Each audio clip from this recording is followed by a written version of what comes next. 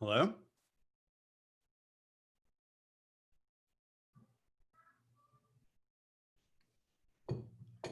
Can you hear me? Okay, cool.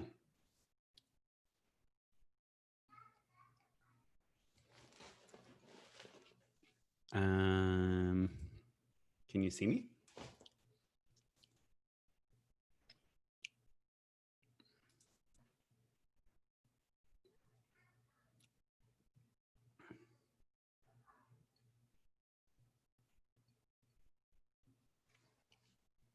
This 20-second delay is crazy.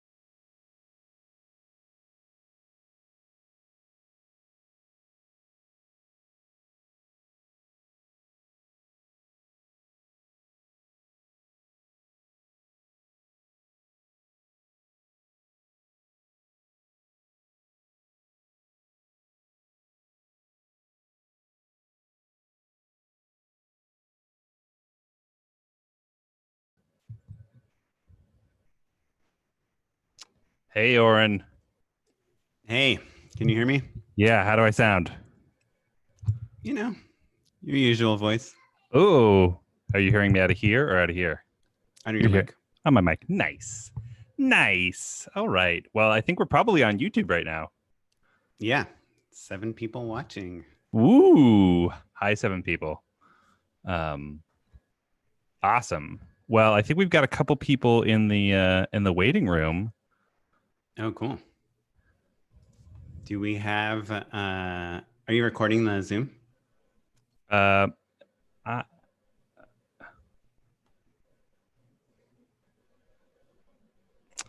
sorry, I can hear you. Oh, there we go. I've got it up twice. You need to mute your YouTube. Hold on. There we go. I had it going a couple times and it was really messing me up. All right. Well, I think we're probably pretty close. Are you recording the Zoom? Yes, let me double check that I'm recording the Zoom.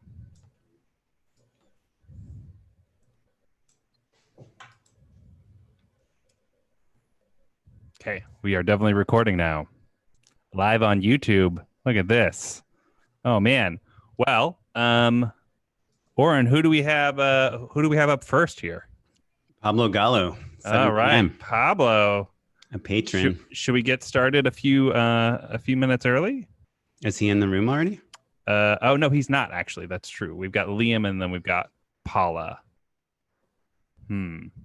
What's Paula's last name? Paula's last name is Echeverry. I wonder if And then we've Paula got is Deanna. Paula could be. Let's see here. We don't have any Echeverrys as last names. Very confusing. Yeah. Well, why don't we start with a little bit about the show, basically, and what we're intending to do with it, and then we'll give Pablo a second or two to get into the waiting room, and maybe, who knows, maybe Pablo and Paula are the same person. Oh, could be. Can they hear us? Are they on the YouTube stream? Well, there's a 20-second delay on the YouTube stream. So, Pablo, if you're chatting with us, drop us a line in the YouTube chat. And in the meantime, we'll just kind of wait. I love your light setup there, Oren. Looks good. Oh, thanks. It's we can see it, in the mirror. Yeah, I know the mirror is really a problem. It makes me pretty embarrassing, huh? Self-conscious, humiliating. Yeah. Well, it makes me self-conscious about whether I should be wearing shoes or socks. Are you wearing shoes? I am not wearing shoes nor socks. I barely wear shoes or socks at this point. Like I will put on slip-ons to like go throw the trash out or something like that. But for the most part, I'm not putting socks on. I put socks on 3 times this year. Yeah, that makes sense. I mean, are you eating dinner? 7 p.m. Yeah. If only you'd known we were going to do this. Also, maybe you could have planned ahead a little. Also, do you know that tonight's the final night of the RNC? Yeah, counter-programming. We're trying to do our part.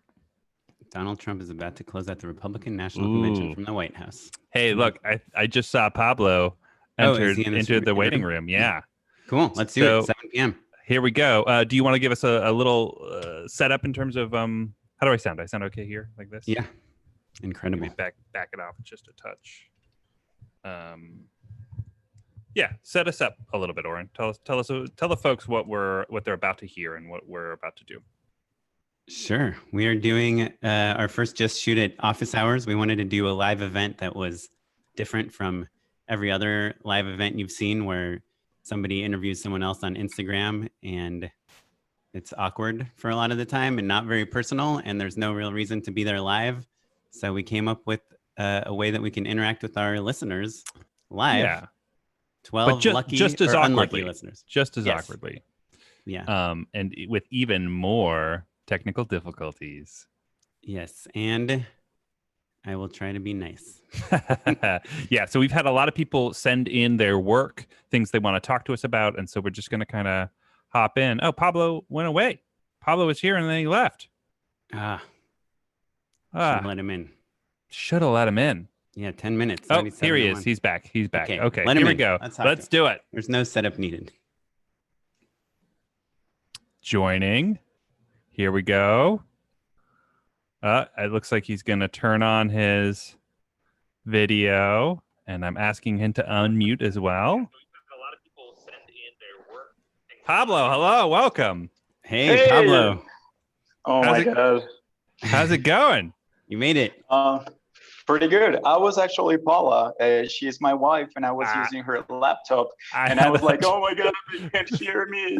It was crazy. I'm so sorry, guys. That's on us because literally both of us are using our wives' account as well. What is it about wives having the pro Zoom account? Because we're like trying to figure out if it's worth buying. In the meantime, our wives like already paid for it. Yeah, they're like, I need to talk to my parents. So let's do this. There you go. Pablo, thank you so much for being our first ever office hour contestant. Guest is probably it. Yeah. Pablo, we're curious. How did you learn about the show? Well, I'm a director of photography, and I do a lot of color grading. So it was like a year ago that I was looking for a podcast, and I found you guys, and it's pretty funny because you already had several episodes there, and I started right from the beginning, and then I started listening to all of them, and I finally was able to catch up because I was listening to 3 or even 4. Too many. That's too much. I don't know, man. I'm telling you. That's awesome. And what country do you live in? I'm from Colombia. In Colombia. So 2 hours more than you guys. It's 9 p.m. here. Awesome. Oh, crazy. Awesome. Cool. I think you're our farthest guest for the day. Yeah, I think so. Well, so Pablo, you had a question for us. Tell us. You have made an incredible. Would you call it a web series or short form series? How would you describe Salt to us? Yeah, I would say short form series is pretty accurate. Yeah, I watched the first couple episodes. They're incredible. Like the visuals are really awesome. Yeah. So for listeners at home, it's presented on Instagram, right? They're very short, but they're kind of surreal, futuristic, kind of hyper stylized pieces, basically. That I'm gonna guess are gonna be like a calling card for you. Is that was that the thinking behind Salt? Well, actually, what I wanted to do with that is um, I do a lot of commercials and um, music videos Mm-hmm. and things like that. And I wanted to do, I actually got into filmmaking just because I wanted to make movies. So Mm-hmm. every time I can, I do things like that with friends and with people that I work with because we don't have the let's say the means to do it Mm-hmm. in somewhere else. So that's pretty much attached to my question, guys. I wanted to know, and this is something that happens to me a lot, and I know that it's something that you have addressed a lot in the podcast, but mm, let's say, yeah, I shot Salt, and now I'm doing another short film that it's called Stock. And Mm-hmm. the thing that's happening to me is that I'm having all this content that I'm creating, but I'm not able to, like, I don't know what to do with it. And Sure. I don't have a producer to show it around. And Mm-hmm. well, Yeah, what you can I made do? this cool stuff, right? It's all awesome, right? Your reel is incredible. You've got this series that you're going to make this short. What do I do with all this awesome work? Yeah, that's a really great question. Oren, do you have anything? Yeah, I mean, and this is going to sound like probably the same thing I'm going to ask everyone, but what is your ultimate goal? Mm-hmm. Like, or not ultimate goal, but what's the next thing on your plate that you want to do? Yeah, do you want to shoot movies? Do you want to write movies? Do you want to direct movies? You know, all of the above. Are features the Yeah, goal? Is TV the goal? I would Commercials? I would say features. Mm-hmm. I'm already doing commercials and music videos, Mm-hmm. and that's what pays the bills, right? Mm-hmm. But Mm-hmm. I really do want to shoot movies, and uh, obviously you're a huge inspiration for that. But I don't know what to do. Like I don't know how to follow whatever it is that I'm doing. I feel that it's not working because I keep on doing things, and yeah, my Mm-hmm. friends watch them, and you guys, well, you watch them, and I'm pretty happy with that. But that's pretty much it. Like, mm, Right. I- Well, Right. can I tell you? So I checked out a lot of stuff on your website. I watched a bunch of commercials. I watched the first 2 episodes of Salt, which, like, I mean, they're not short videos. They're like 8 minutes each, right? Mm-hmm. Somewhere around Yeah. there. And I mean, a ton of world building, like awesome casting, wardrobe, like like Mm-hmm. visual effects, just like kind of nonstop. Like it felt like Blade Runner, meets Brazil or something, right? Yeah, Like, and executed super well. Like exactly the way, like you're not pulling punches. You don't have to make any concessions about like, oh, we ran out of money, or it wasn't my vision or whatever. It seems like it's pretty darn close to what you were aiming for. Right. right. So you have that, which is awesome. But then when I go to your website, it's really hard for me to tell if you are focused on being a DP or a director. Mm-hmm. And obviously you can be both, but what I've found, because I do a lot of visual effects and editing as well, is that I have to present myself as the specific thing I want people to hire me for. And Yeah. even, Matt Pollock, who's a frequent guest on our podcast, he's a director that also edits a lot. And he literally has 2 separate websites, an editing one and a directing Mm-hmm. one. Mm-hmm. And so I think you can show someone Salt and say, go check out my website.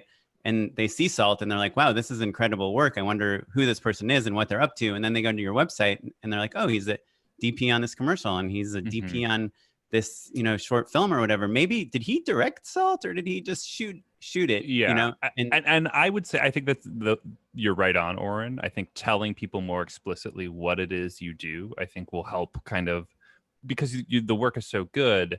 I don't think that you necessarily have to divide it up into literally different websites the way that Matt did, because obviously your contributions as a cinematographer are really valuable, right? But I think that just being clearer with people, saying, hey, like, this is what I do specifically, and like maybe having different tabs or something like that.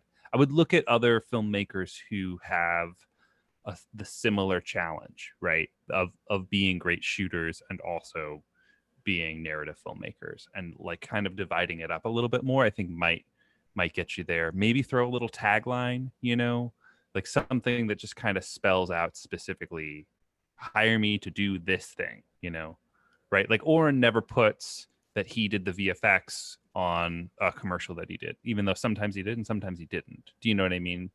And it's because you're trying to kind of keep those pools separate. Yeah, if that makes sense. I it guess feels like counterproductive, right? Right. Yeah, and there's I think there's that you're proud of the cinematography and of all those things. I'm sure you were involved in the art on something like that and the prop making and all that stuff. But I think just as the director, people assume you either did it or you were in charge of it, and it doesn't really matter. And so if I were you, I would probably, this is my method. Everyone's like a different person, but I would probably take episode 1 of Salt. I would make like an awesome, like 20 to 30 page, like lookbook and deck, with shots from the movie, shots from other movies that you were inspired by, of the bigger story, and then just really present yourself as a director and a project and start sending it to people. And I actually just had this conversation today with a friend who just won this big screenwriting competition. He won the grand prize, and he said, what should I do now? Should I start cold emailing managers and agents? And I said, you can. Nobody likes to read anything in this town, obviously. And nobody really likes cold, like unsolicited emails. But as silly as it sounds, something that I've found works for me is like just going to Facebook and saying like, hey, I made this, I'm really excited. I have a big project. If anyone knows of any reps or people that are interested in sci-fi stories or anything, let me know. And you will get the weirdest responses. Someone will say like, oh, my husband works for this company that did all the driving shots for this movie. Do you want to talk to him? And slowly, and I know we're telling you things you already know, but just reintroduce yourself to everyone you know as the creative mind behind this project, as opposed to just the cinematographer. I think that's all great. And I think also, maybe Facebook is literally the thing, or maybe I think there's a larger philosophical thing of just saying, hey, everyone, I know you know that I do these other things, but this is what I want you to think of me as, and this is what I do. And putting that out into the world as explicitly as possible, I think is going to be the way that people start thinking of you as a director. You say, hey, I'm a director. Not, I'm a director, and I do a lot of color, and keep me in mind for these things, right? Which is hard. It's hard for sure, but your work is awesome. So, it's only a matter of time.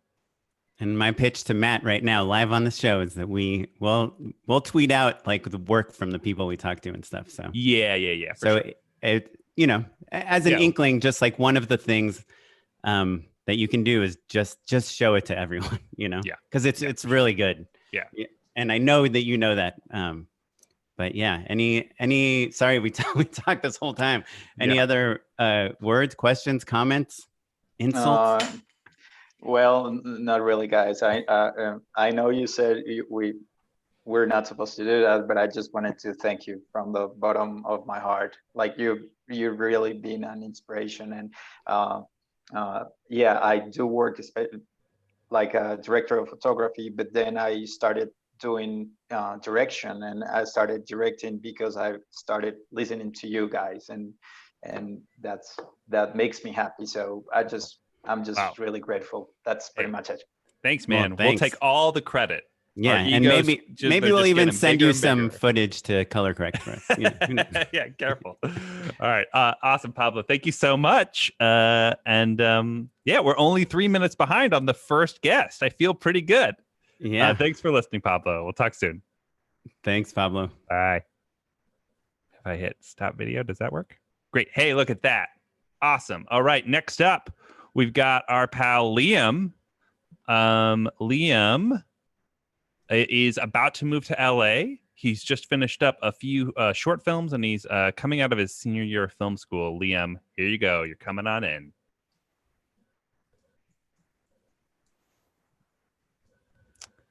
All right. Oh, I'm gonna put all the links in the YouTube chat. Oh, nice. Liam, hello. Hey, how you guys doing? Hey, good. Welcome to Just Shoot It Office Hours. We're only a few minutes behind. I think you were watching in the YouTube though, right? Yeah, I was. Yeah. Awesome, killer. Okay, so you've got the hang of it. Liam, where are you in the world right now? I am in West Palm Beach, Florida. Awesome, cool. Yeah, currently a senior in film school, about to finish up. Awesome, congratulations. So film Yes. school, like undergrad? Yeah, undergrad. Yeah. Where are you going to film school?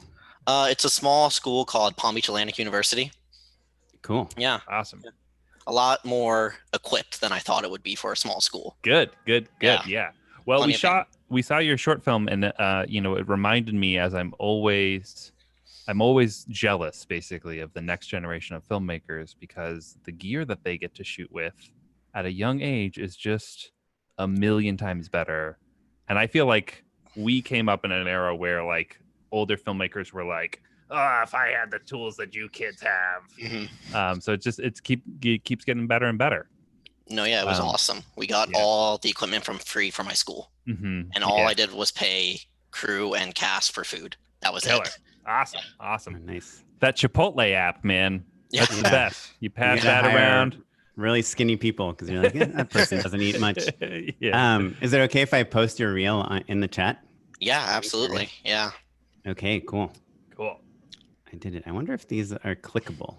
They don't seem to be. I bet people know how to copy and paste, I bet. Yeah.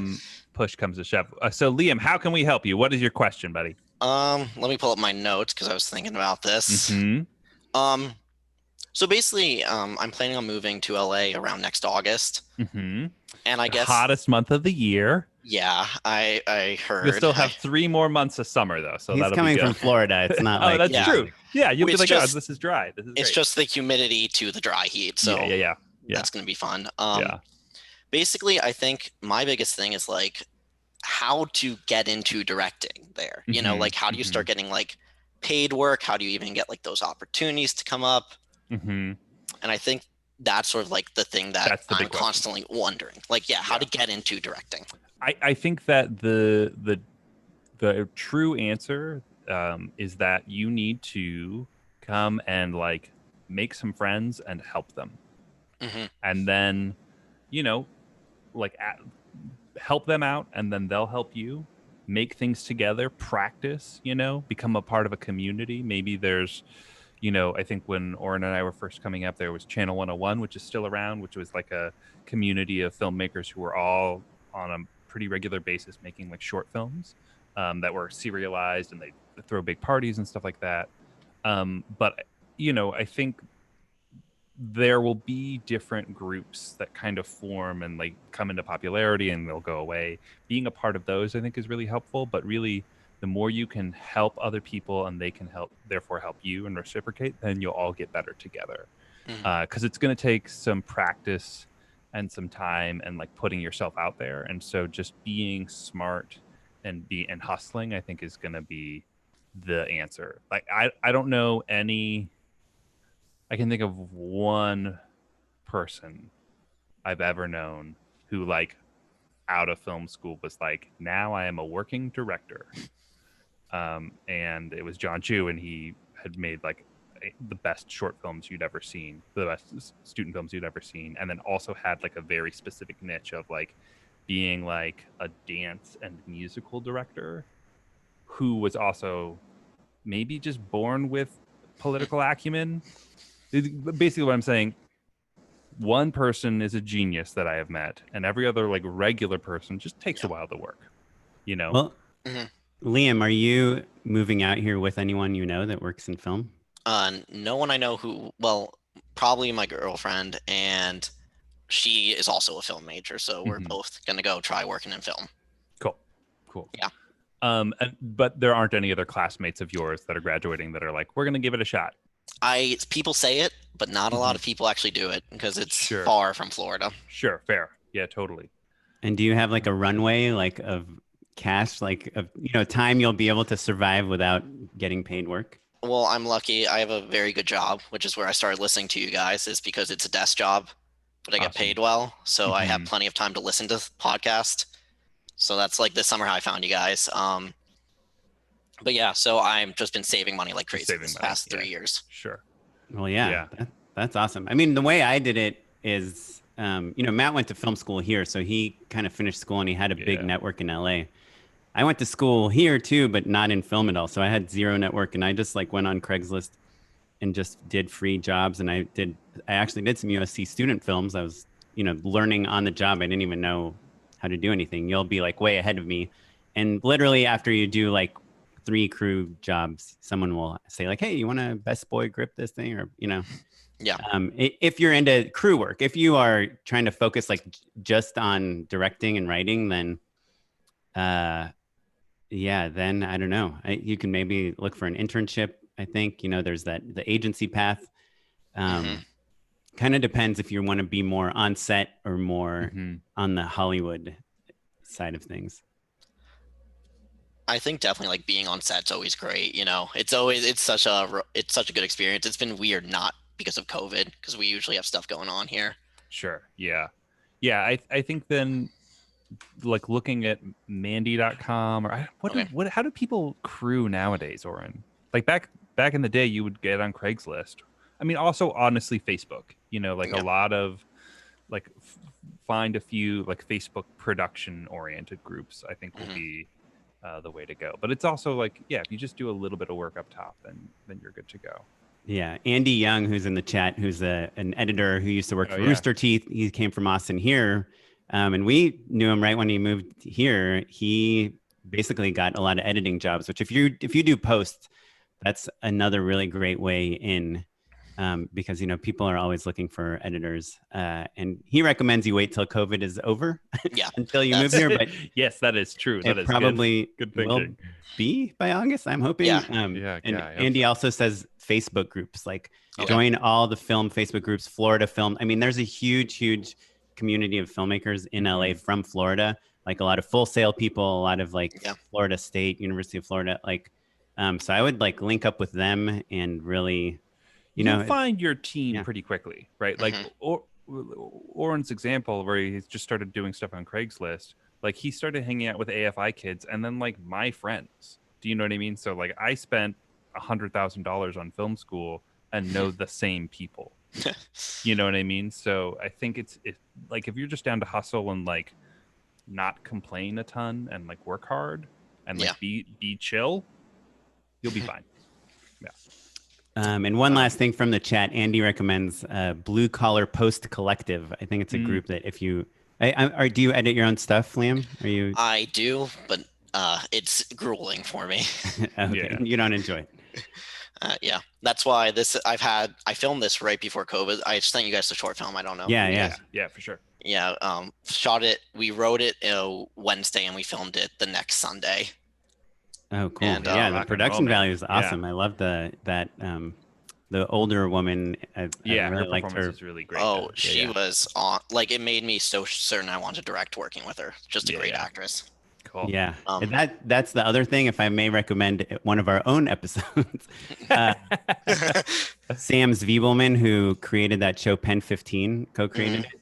He just went to UCB, which is this comedy school here, met a bunch of actors, found the actors he really liked, and developed shows with them, and slept on people's couches and stuff, and then he just started selling shows, making stuff. He was gigging around as well, for sure. But yeah, it's just like meet people and collaborate with them.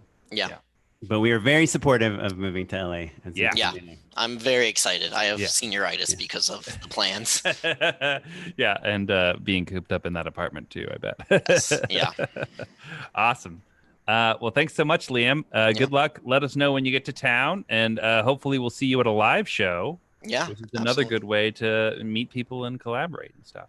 Awesome. All right. Thank you guys so much. Cool. Yeah, thanks, thank you, Liam. Take care. Okay. Our next speaker on the Just Shoot It National Convention. I'm from Maine. Is Deanna. All right, Deanna. I'm going to take a wild guess and go with this number here. What do you think? I think a phone number? Sure. You can't see the waiting room. Yeah, it's just it's a series of numbers. I'm going to give it a shot. Here we go. Can I take a bite of my dinner?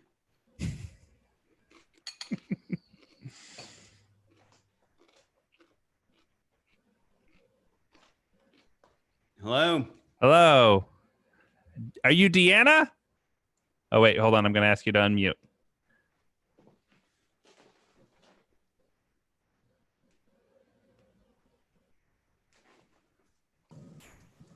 Hi, Hello. Hey. Deanna? Did I get it right? Deanna. Yep. Great. Awesome. Welcome. Hi. Thank you. Yeah, thanks for coming on. Hi, Yeah. Oren. Big tall. I feel like I know you both. It's not like talking to strangers. Oh yeah. Yeah. I can't wait to meet Oren in real life someday. We don't have to do that. It's fine. There's no hurry. Yeah, hard Yeah, pass. you have enough of each other. Yeah, that's true. Yeah. So Deanna, we've been emailing a little bit, right? So Yes. to catch listeners up, basically, do you want to give the summary or shall I? I'll let you. Okay, so Deanna, you were, and feel free to interject or correct me if I'm misremembering, but you've got a good job. You kind of have been, working for a while, and then your ex-boyfriend was part of the film scene, and you realized like, oh, this is the thing that I want to be a part of, right? But you guys are no longer together, and so you feel like, oh, how do I get back that film part of my life? Right. And how do I kind of follow that dream, even though you kind of have a separate career and life going? And what's the next step for you? Is that right? Yes. Did I forget anything? No. There are some updates. One really annoying one off the bat is that I'm back together with the boyfriend. Of course. I mean, like, yeah, of course. Okay. So go ahead. No, keep going.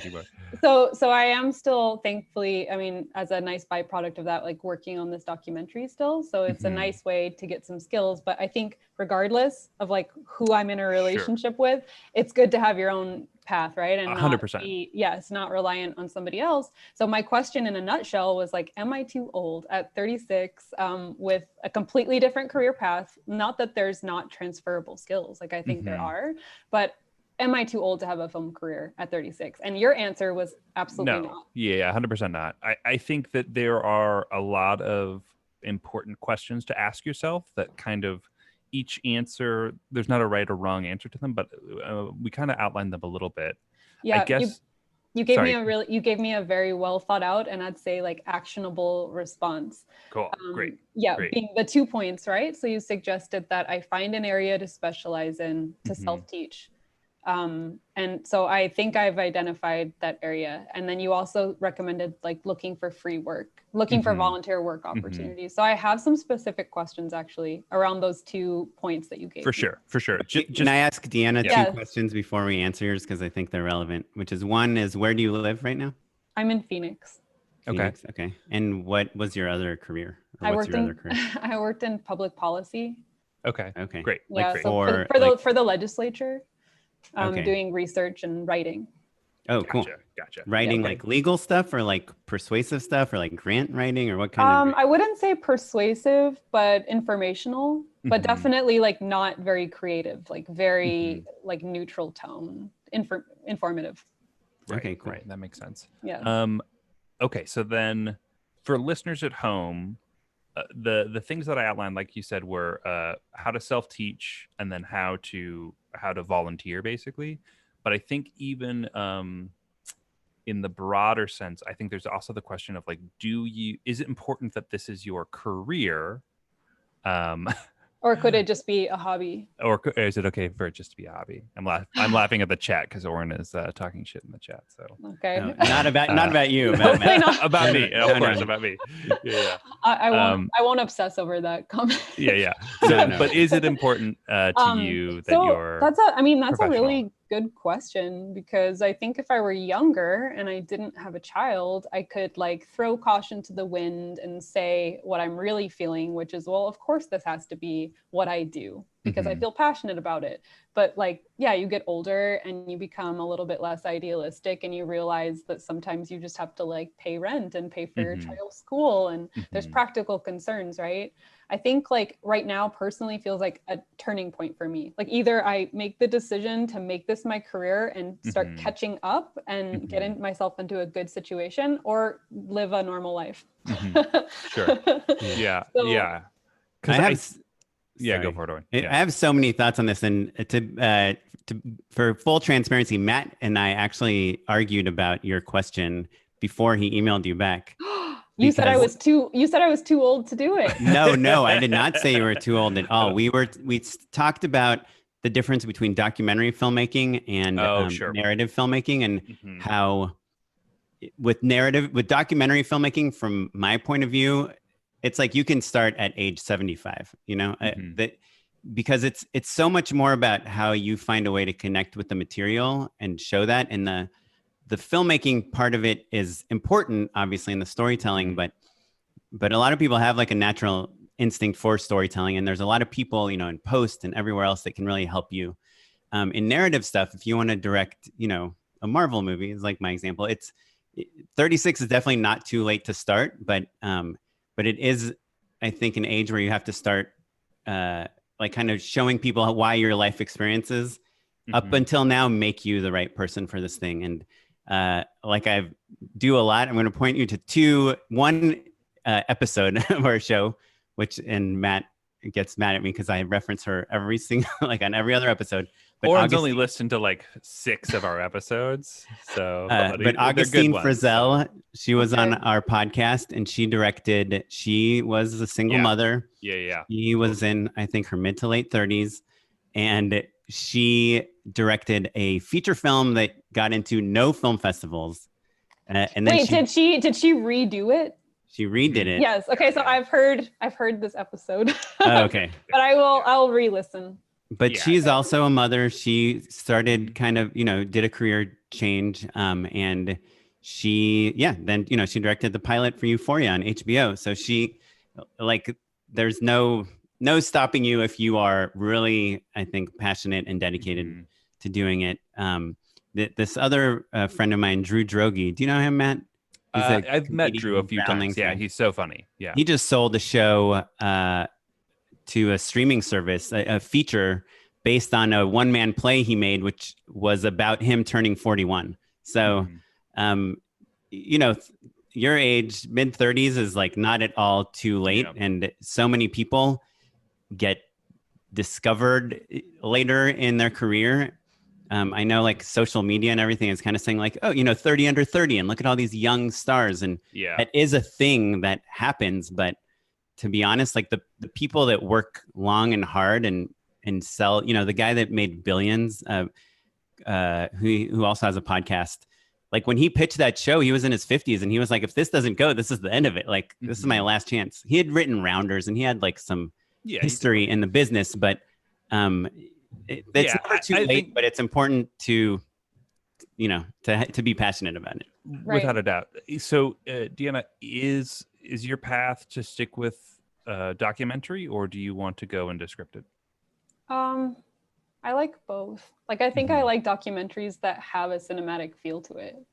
Sure. But I mean, I can see how my background like would lend itself well to documentary work. I mean, sure, maybe. But, to me, it's like nice to just be able to say explicitly, this is the thing I want to do, right? Yeah. And the nice thing about documentary is that they can be longer term projects. They can be weekend warrior projects, They do take up a weird amount of your time because your schedule is kind of dictated by someone else. By what's happening. By what's happening, or the subject, or whatever. So that can be really tricky.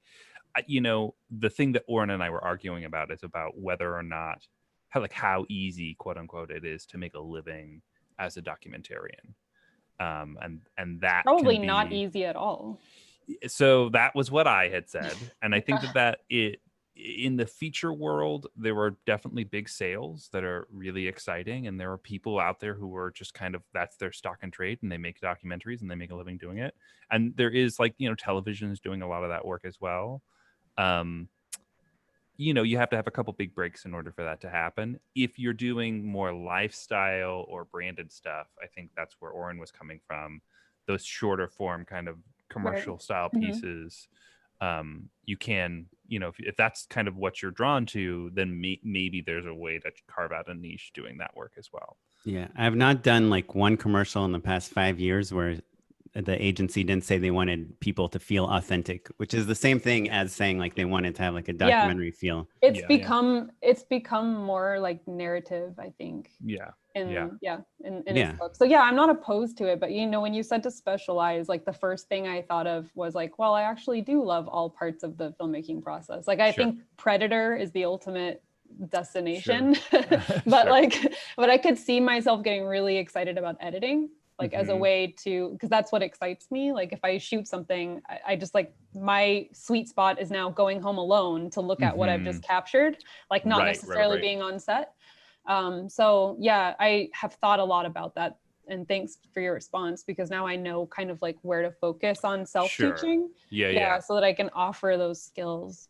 I would say, I mean, if post is a sweet spot for you, then that's exactly right. Like you can time shift, you can work around your own life in a much easier way, and that's handy if you're a documentarian as well. So last question, because I know you guys are trying to keep it to 10 minutes. So if I choose editing as like the thing that I'd like to offer as my skill, is there a different way I should go about looking for like that, volunteering myself for work? Because I feel like the types of work I've seen asked for is like on-set stuff. Yeah, it's a lot easier to crew around and stuff. That's a great point. Oren, you have more post experience in terms of donating your time. I think Andy Young, who's a great editor who was in the chat earlier, had mentioned Facebook groups, I think, are going to be a thing that's really helpful. Also, if you offer your services as like an assistant editor, right, where you're doing a lot of like the grunt work of organizing bins and timelines and doing like making selects and all of that stuff, no one in their right mind will turn that down for free. Like everybody wants to do that, to get that done for free. And you can learn a lot doing that. Yeah. I mean, and I would just add, like, make your own stuff. You're a mother, you work in public policy. I'm sure there's issues you care about. Just make like a 3-minute video about what it is, like, and people. And work your connections too, right? Like what are the other organizations that need video content, especially in like a short form style, Yeah. You see like all these YouTubers nowadays, like just burnt out. They're like, I'm leaving YouTube for a year, because people don't realize that they're spending like, 80 hours a week editing their content. Like I think there's so much editing that needs to be done. It's very easy to shoot for 4 hours, but can you edit for 40 hours after that? So I think there's, if you go on social job media, opportunities. I'm looking for burnt out influencers. Well, I think as the world pushes closer and closer to video, post is always going to be a thing that is going to expand exponentially relative to the needs of every video outfit. So like, your local NPR, maybe like your background will like have more currency and like be more appealing to like those places a little bit. Newspapers and things like that are trying to do more online video, like that sort of stuff maybe is a place to start. But again, I think it's just like thinking about your connections a little bit, Okay. Yeah. All right. Well, thank you. Awesome. Yeah. Thank you. Keep us updated. Deanna, good luck. Okay. Yeah. I will. Thank you. All right. Thanks. Okay. Bye. Bye. All right. Who do we got next? We have Kyle. And Corey, one of his filmmakers. So Kyle, all right, I'm gonna let Kyle in. Collaborators. I think, and I bet one of the Corey is Corbett Pasco, you think? Let's see. I bet he'll tell us in a second. Kyle. Yes. Hello. Kyle. Hey. Hello. Hello. Can you see me? Am I here? Yes, we can. Kyle, can I ask you, would Corbett Pasco be the person we should add? Corey, yes. Great. All Everyone's right. Zoom name is different than the real name.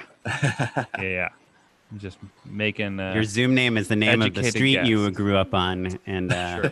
Yeah. Your cat. Corbett. Hello. Welcome. There she is. Hello. Hi. Corey. Corey works. Yeah. Yes. Great. I think I hear our YouTube feed. There we go. Person we should add? Yes, Corey, yes. that's me. And yes, you do. Let me go ahead and stop that right now. Yeah. The delay is 20 seconds, and so Yeah, Oh, man. it's yeah, real it's- bonkers. yeah. I totally forgot I had it open. I'm like, nope, don't do that. Like, Stop what doing is that right now. happening? Yeah. I'm living in the Awesome. past. Yeah. Well, welcome. Thank you so much. Thank Thank you for you. having us. Yes. So you two made a web series, right? Making. Making. Yeah. Yeah. Corey and Sarah are famous. Yeah. Yeah. There we go. Oh, right. So Correct. this is the Corey, right? Yeah. That's perfect. me. There are so many A's in the title. I'm of course My you're first famous. It's so confusing. Less A's. Got it. Okay, I'm gonna tell Sarah that she needs to change her name to Saru. Yeah, I mean, yeah, if she just throws an H on the end, that'll clear up a lot of things here. Oh, Yeah, she'll be so mad about that. No, Yeah, don't. Oh, I know. don't, I know guys. those Yikes. Sarahs without an Yikes. H. They got Yeah, a you chip do. on their shoulder. Yeah. They do. Sure. They got an H on their shoulder. Awesome. Well, can you guys tell us a little bit more, just for the listeners at home? Tell us about your show and what it's all about and what you guys are up to. Kyle, do you want to go? Or you want me to go? Yeah, I You was like, opened your mouth. You're like, yeah, I was about. Oh, here we go. We are in Chicago. I don't know if we put that Awesome. into the beginning. Great. And we have we met all of us doing theater, and we've been doing theater for years and years. And this was a Good project time to do we that, was- right? it is. Yes, it is. this is- What's theater theater? I don't is- know right. I anymore. guess was. It's- Yeah, sure. yeah. Are you an It'll be actor back. too, Kyle? I Yes, he what it's hard. Yes, I was. I say yes, but last time I was on stage was probably it was 9.5 years ago before I had my son. So we've So don't have kids. Did I not We've- tell my daughter that? 'Cause- Oh, Oh, you Okay. can You're, tell. you're wearing It's headphones. fine, You're fine. fine. You're good. Yeah, you're good. that's totally fine. She has no idea what just happened. So we met doing theater in Chicago. It's a long story, but we decided to do this project. We got everything together. We had a Seed and Spark campaign. We shot it, and now we are trying to finish it. We had or in post, we had a plan for how we were going to finish it in post. Part of which was doing a live show, and Sure. then COVID hit and And then kind of uh, stopped everything. Yeah, it yeah. did. To fill in just a little bit, if I may. So Sarah, who's She's not gonna- here, you're like, we did a thing, and now we're done with the thing, but we're not done with the thing. This is why he's logistics. This is why, and he's very good at that. Sarah and I have been writing partners for 12 years, somewhere in there. We've written 6 plays together. We started a random YouTube series called Get in the Car, which is literally just her and I in the car doing a lot of banter, because that's just what we do well, about whatever that I would just edit, on iMovie at my house. And people started watching it, and then this became an element of Corey and Sarah Famous. Someone started drawing us as cartoons, as like Disney cartoons is what we look like. And so we hooked up with Kyle and talked about with a lot of other projects, but like we talked about this project. We made a pilot. We decided it wasn't what we wanted, and then we decided on this series. We started bringing these YouTube series adventures to life using several mediums of like the car, where she and I would banter, using on location about where the thing happened, the animation, and then this drawings rather, and then with some semi-celebrity voiceovers, and then using some other characters called professors that are kind of explaining the weirdness in front of these drawings that are happening. Gotcha. And are all of those pieces part of Corey and Sarah Famous? Gotcha. They Okay. are. Great. They are that, and we really wanted to show as much talent from Chicago as we could. This amazing, Right. diverse talent city. We're already featuring 2 middle-aged Jewish women at the center who are not starlets. And then we expanded from there. Like, let's have this look like what our friends' hangouts look like. Gotcha. Yeah. So yeah, and what the city looks like. Love it. Awesome. And so when you say you didn't finish it, like you didn't finish the whole show, or like do you have the first episode done It's all in the can. There it So we've got it all. We just haven't finished all of the post. And so that's the hiccup is, like I said, we've got it all in the can. We're just trying to get it across the finish line. Right. And is the reason that it's not done because of COVID, basically? Is it just that it's really hard to work remotely, or what's the speed bump there?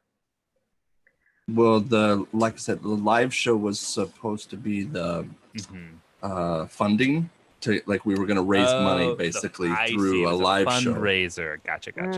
And it was not just a fundraiser. There was also some parts that were going to be filmed as part of the live show, and so but that's kind of the kickoff, basically, that gets things Yeah, I see. it was like a perk for our, we raised a bunch of money on Seed and Spark, which was great. Used it all in production.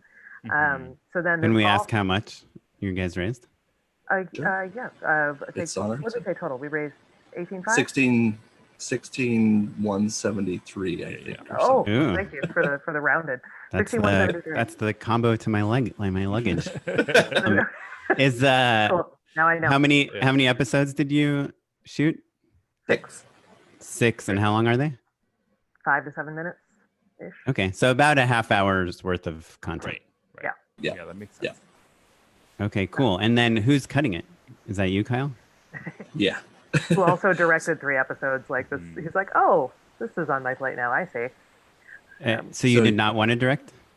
Oh, no. I wanted to direct. I didn't plan on editing. We were hoping to, we had a production company that we were trying to work with, and we were going to be able to pass off the footage and all of that stuff. So I am slogging through, I say slogging, like it's just one pilot, but it's a lot of work. Not what I had planned.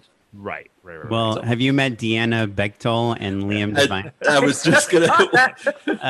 We were both like, nothing would make us happier if than you guys all sing. That would be the best. Well, obviously you could find an editor, but I guess my kind of the obvious question. I'm just speeding through this because we're already running really behind. But it's like, if I were you, I would just cut like a killer trailer with all the best parts, and I would do like a first episode, and unless like you don't need any money to do that stuff, you don't need you can use, like, don't do it for festivals, don't do it for like release, don't do it so HBO can buy it, just do it to get people excited. So just use any music you want, use any graphics you want, use any audio you want. We watched your trailer. I have the music, maybe, depending actually if you're going to put it on. Well, it depends if you want to get people excited, or you don't. I mean, if you want to get people excited by posting it on the internet, and then you have a DMCA flag, then that was going to be like my real question. Sorry, was like, because we're in the process of getting it edited or putting it together, assembly, whatever. But the next quote unquote next step would be distribution. Like, how do we, like, is our best bet just put it on YouTube? And like, because like I was listening to your podcast that just dropped today, that like she started with the YouTube channel, and then did it. Like, well, so is that our best? Just get a following, and then. Gotcha. Boy, I wish we could travel back in time 10 years, because then I would be the expert on all of this. I could. It's tricky now because the game has changed quite a bit. I'll say this. I've talked about it on the show a little bit, but there's what's called the YouTube playbook, right? Which is a thing that YouTube makes, right? You're nodding your head. You're familiar. Okay, so that definitely is going to give you a lot of the best practices and all that stuff. I don't know of many places out there right now that are going to be able to help you the way that they used to, right? Like getting on the front page of Funny or Die used to be meaningful. When was the last time you were on funnyordie.com? You know what I mean? Like, genuinely, like, not like years probably, right? And so I think that finding I think that there are actually a lot of good festivals that could be helpful for you. I think there's like Series Fest, which I think maybe is going online this year, is a really great one. There's a couple others out there that are specifically geared toward towards independent series that are kind of on the more like homespun DIY sort of situation. You're not up against Mark Duplass or something like that, right? Right. So I think those are going to be helpful. I guess the real question is what are your ultimate goals, right? Like what do you want out of the series, and then you can work towards that. Yeah. Right. Is it just like make a cool thing with your friends? Because it sounds like check, right? Like Right. share it That's with people. done. You know what I mean? But Well, no, it's right there in the title. Yeah. Yeah. Gotcha. Sure. Yeah. Couldn't be clearer. I know the A's are kind of obscuring the Yeah. but Sure. I'm gonna. Yeah. But yeah.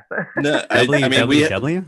the other, like, Yeah. we're all full of projects, and so the next thing is the next thing. Like, that's Right. like, it's just what I've been saying with Corey and Sarah is that Corey and Sarah is the umbrella that all of everything else can go under, because like this, Corey and Sarah will always be Corey and Sarah, and we can keep making this series while we also do all of these other projects. And so like that's the ultimate goal, is just to keep going. Like yeah. I mean, I'll say this, and I forgive me if I'm repeating myself.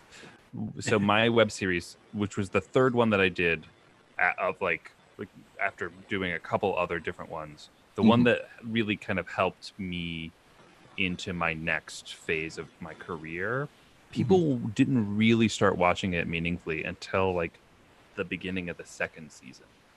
Right. So, and that was 16 episodes plus a ton of like shoulder content and all of that stuff. Like it, it can be a long road, but it sounds like you've got live show components and like things that maybe you can do like a little faster and cheaper, like this improvisation in the car, like all of those other pieces. Totally. Just thinking about how they all play together so that you can give yourself as much runway as possible for people to discover and fall in love with the show.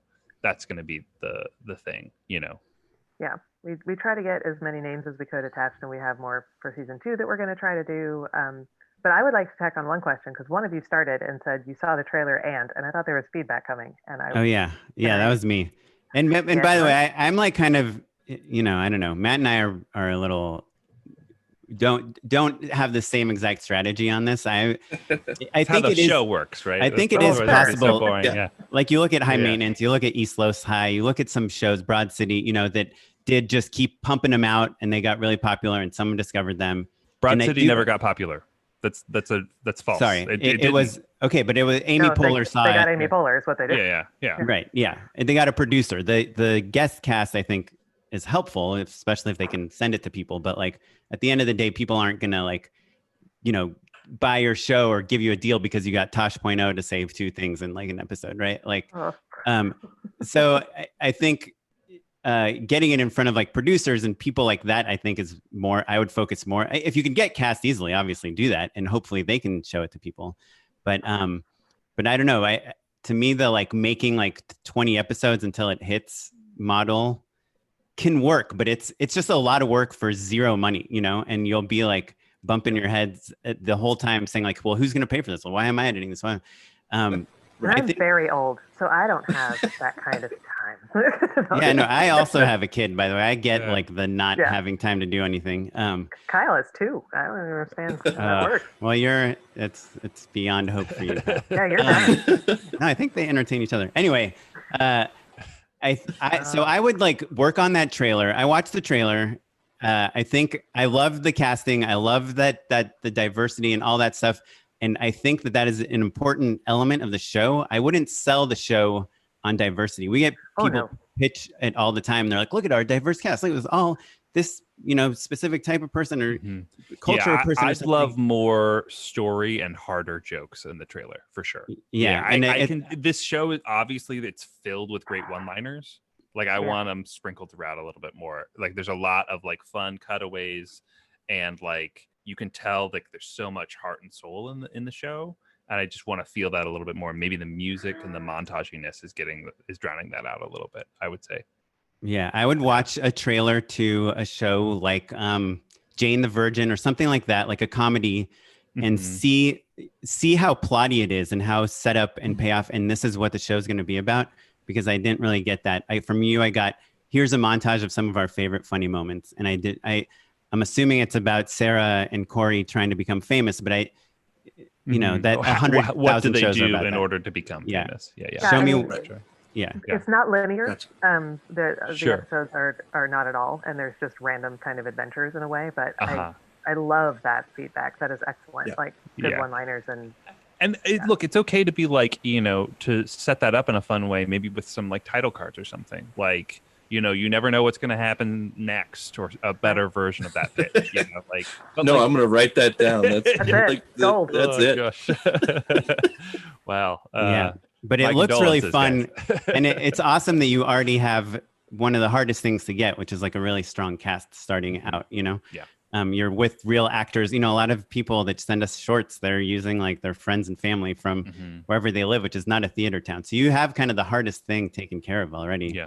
And now I think if you just like figure out post, which is in theory could be free, I think you have a real high chance for success, and just show it to people and get feedback and find editors. Apparently there's a lot of them looking to work on things. right here. Yeah, right. That's right. Awesome. And Thanks, thanks, you by the two. way, Kyle's Yeah. a patron. Thank you. Yes, thank for you, being- Kyle. Yeah, killer. And Oh, so is Awesome. Deanna. and Good so luck. is Deanna. Keep in touch. Let us know how things go. Okay. Yeah, there you go. That's what I'm talking Absolutely. about. There you go. I didn't want to wear it Thank because I was like, oh, it's Oh, like man. wearing So a much. T-shirt to the You concert. Yeah. got to do it. No, we're nerds Yeah. like that. We love it. Awesome. Thank Thanks, you guys. so much. Okay, All right. thank you. All right. All right.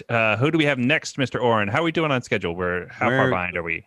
We're 15 minutes behind. We got Okay. Carl Argueda. Carl. We're coming And- for you, Carl. And I don't see Carl in the thing. do you see Jesse Mendelson? I do see Jesse. Should I let Jesse in? He's 750. If Kyle and Corey are still listening, Peter Sproit in the chat recommended the Catalyst Festival, which used to be called the ITV Festival, which is an awesome pilot. I'm gonna go for Jesse. Yes, that's the one I was thinking of. Actually, that's great. I'm so glad you guys said that. I'm gonna let Jesse in. Carl, if you're listening, maybe Oren, let him know in the chat. We'll do-si-do with them. Okay. Okay, yeah. Here we go, Jesse. Get ready. Let's see. All right.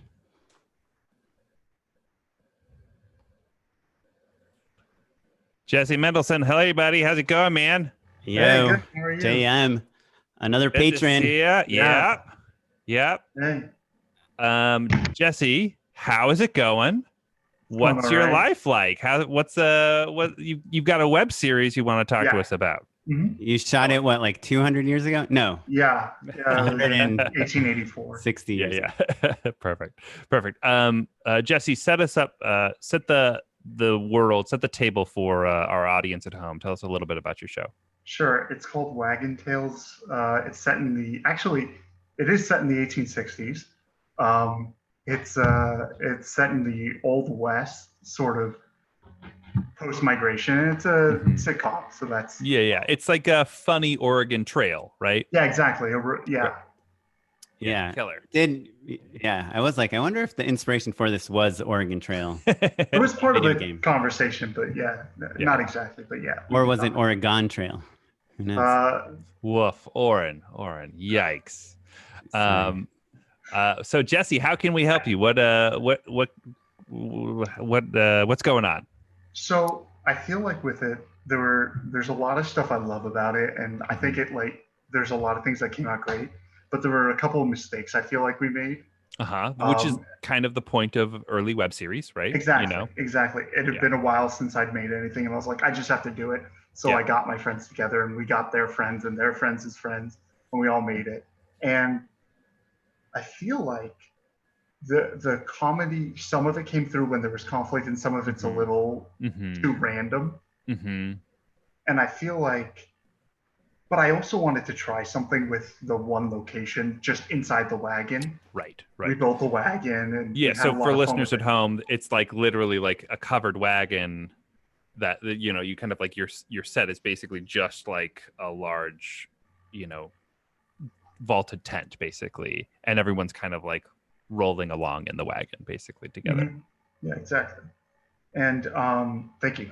And then we and it's about six friends, and it's where was I? You were saying that you had basically there were things that you really felt good about and things that, you wanted to maybe adjust a little bit. Gotcha. I wanted to try something where there was a little less conflict because it was there were such short episodes.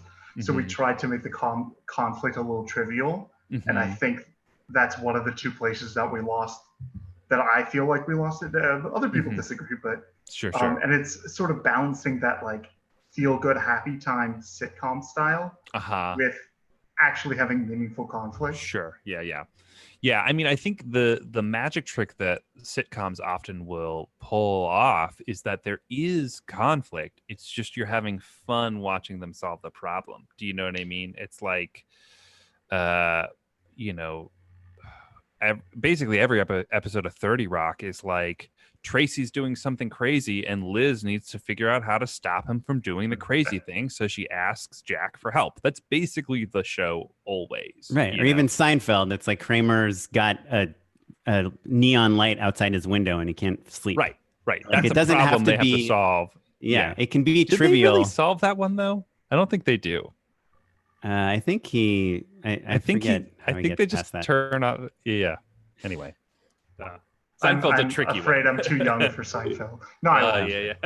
but I think the takeaway here and the learning lesson is, conflict is the only thing that drives story. Yeah.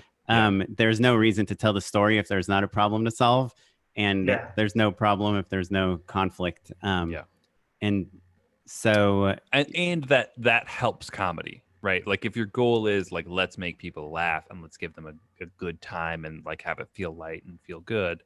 I think conflict is only going to help you with that, Yeah.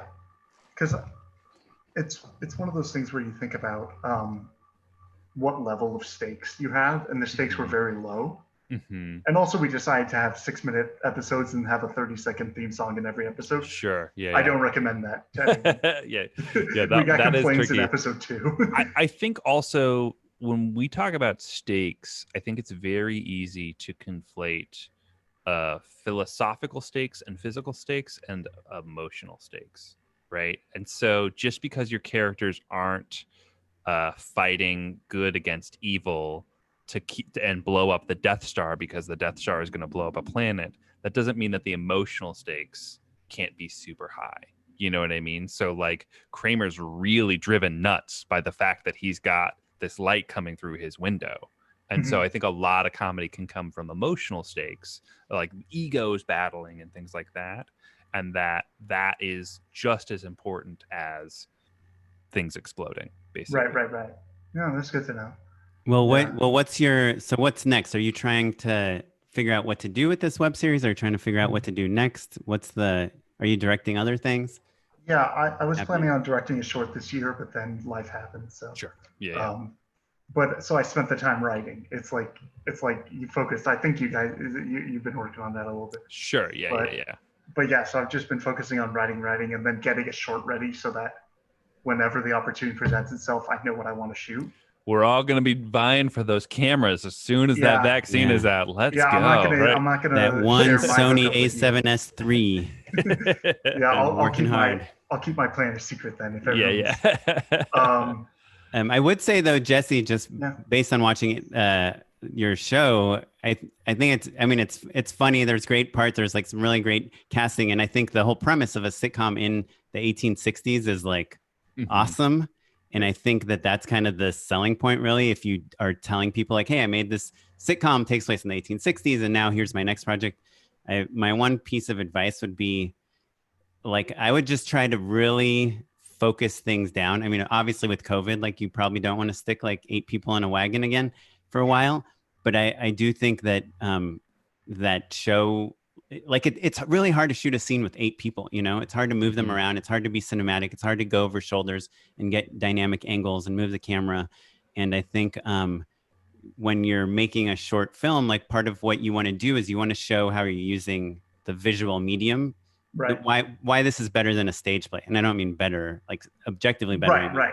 Why you had to shoot this as opposed to putting it up at UCB, So I would say, like, I don't know what your short is about, but if it's like loosely related to a genre, a time period, something, a comedy, I think that's like what you made so far is kind of will show people that you that's the stuff that you dig and you invest time in, and you can work in that medium. But then if I were you, I would see if I could maybe focus a little bit and work on the more cinematic things, so you're not having to juggle like shooting 8 people in every single scene. That'll kill up your whole day. Yeah, oh my God, those 60 pages in 4 days. But it's like, but the point for me of that was to see if I could tell a story with people and not think about pans and fancy tricks. It was like, it was about the premise of how we shot it was to see if the characters could carry the day. And to a certain extent, I feel like they did. But then also it's like, you still need that other stuff to really help shine, Yeah. I mean, I think that to Oren's point, I think if you just kind of focus down even a tiny bit more, I think that will help. And I would say the other thing to think about is that I think you could lean a little bit more into a style actually and go a little bit more cinematic. And when I say that, I don't mean necessarily that it needs to be super flashy or something, but I think that like there's something so charming about this kind of like DIY sort of mentality that you've got going, right? Like we know as an audience that we're not literally in a covered wagon, right? Like we know we are on a set, and so I think there's a lot of different directions you could go with that. You could make it a little more twee and like shoot your exteriors with cute toys in the grass or something like that.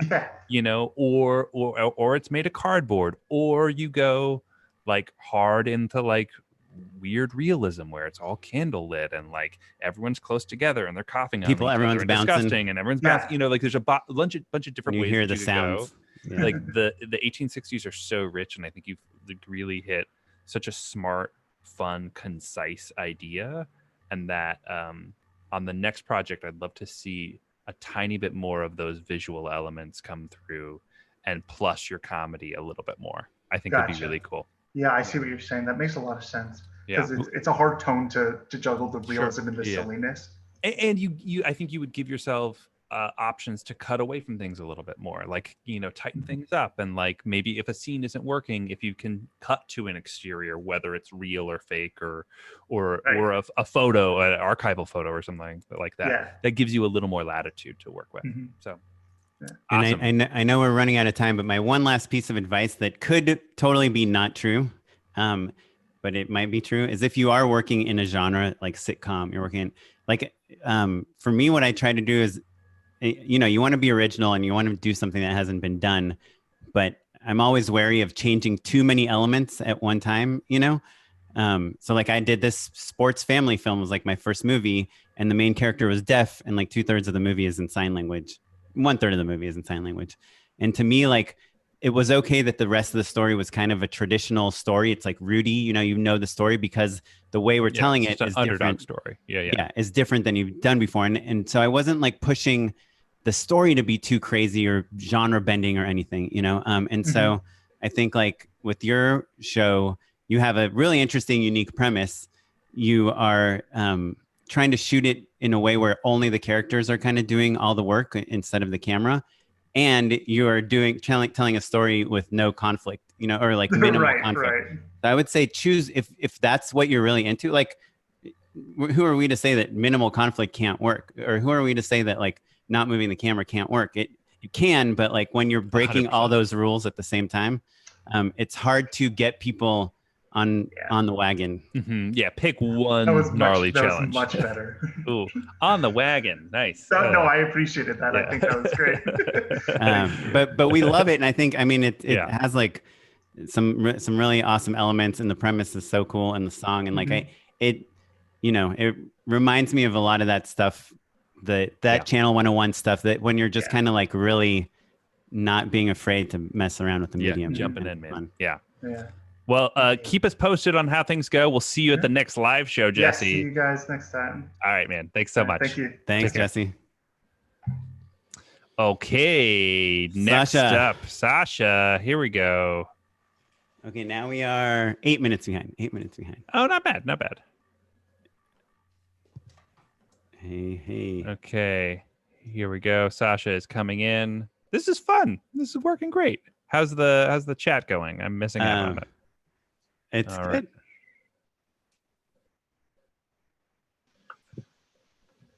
Sasha, how's it going? Can you hear us? There we go. Oh, there's Hello, Sasha. Welcome. Can you hear us, Sasha? Oh, You are on the show. Welcome. Hi. I'm just watching the other link. And Yeah. The Oh, the YouTube. delay is like 20 seconds. So yeah. Sasha, so you sent us a very cool short film that you star in, right? Mhm. About quarantine and about just kind of your own inner monologue, and you're looking to get into fashion films. Is that right? Yeah. Great. Awesome. Well, you're talking to the most fashionable people I know. Yeah. No, Just well, like, I just plugged in. I want to start off saying I loved your film. I watched like almost everything on your website. It's all awesome. You have such a strong aesthetic and voice and style, and I think your website is like a good example to show other filmmakers of like what a website should look like, because it literally says like Sasha Lebedeva, director, and that's like, like I know it sounds simple and dumb, but that is like what 95% of the people that send us websites do not have. It's like DP/filmmaker/producer/ this, and it's like just so hard to. And look, obviously you made this quarantine movie by yourself. You shot it, you edited it, you scored it, you did the VFX, you did the color, and you mentioned that. But the fact that when I go to your website, it doesn't say Sasha colorist, I love that. So your stuff is so good, and the fact that you want to do fashion films is like just that's what you already do. So I don't even know what we can tell you except for maybe just like some suggestions of places that would love to have people like you. I did a little thinking about it actually, but I think your points Sorry, I are don't good. think. I guess I was making the joke before about how Oren and I are so fashionable and all of that stuff.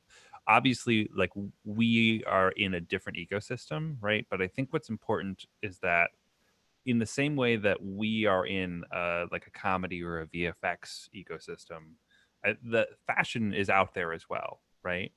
And so I think it's about plugging into that community a little bit more, right? Do you, outside of directing, do you shoot your own stuff, or outside of COVID, I would say, do you shoot your own stuff? Are you like a photographer as well, or are you kind of more strictly a director? I shoot pictures as well, just because it's cheaper and it's affordable. Sure. But I am like, I want to be a director. But like, I've done photography stuff, but I haven't really been paid for that. So I'm not like a professional. Right. Well, so I think that a thing that would be helpful is to maybe look at that a little bit more, because I think that one thing that if you look at like lifestyle directors, right, or fashion directors, oftentimes they're kind of hybrids where they shoot a little bit more themselves. That's not exclusively true, but I think it's a thing we're thinking about a little bit. Or maybe maybe there's another thing that like helps you stand out. Maybe you like to style everyone really specifically or something like that, or art direction is something that you lean on. But like a way to kind of like help yourself stand out in an additional craft, because I think fashion tends to be so much more taste driven. You know what I mean? Like Oren and I can just make fart jokes, and as long as they're pretty funny, it's okay. Whereas like As long as they smell good. Yeah. Nice. But you get what I'm saying, right? So I would say the other thing to think about is just like building out your portfolio even more, right? Like finding other brands that maybe you can do work for. Like it doesn't all have to be this highfalutin stuff, but like certainly you can put together a shoot with like a couple models and a cool idea, and run around and like find a great photographer and like just shoot things guerrilla. And if the idea is cool, it'll stand out. And I'm sure there are plenty of small brands out there that would love a free fashion film, Got it. Yeah. To build on that, I would say just have a couple things to add, which is one, I think what makes you unique is I do think there is like a sense of humor, Mhm. That's a great point. to Yeah. you that Yeah. is a lot of times kind of lacking in fashion. And I think it's Mhm. making a return. Like there's a personality behind it. It's not just Mhm. beautiful people. And I like to Matt's point of like finding, immerse yourself as much as you can in the fashion world, other fashion filmmakers, those are all the people that like would never hang out with Matt and Us. me, but we Yeah, wish sure. we could hang out with. Yeah. And like find those designers you can make stuff for, and at the same time take some of the stuff you already have, like that beach thing you have, just put like Levi's on that, or H&M or Converse or something. And I would like build like a little kind of spec portfolio too. Yeah, I think a spec portfolio is a good idea, but I think also because there are so many great small brands out there that you can do real work for them and they'll put it on their website. You know what I mean? So it doesn't have to all be Levi's and big giant brands.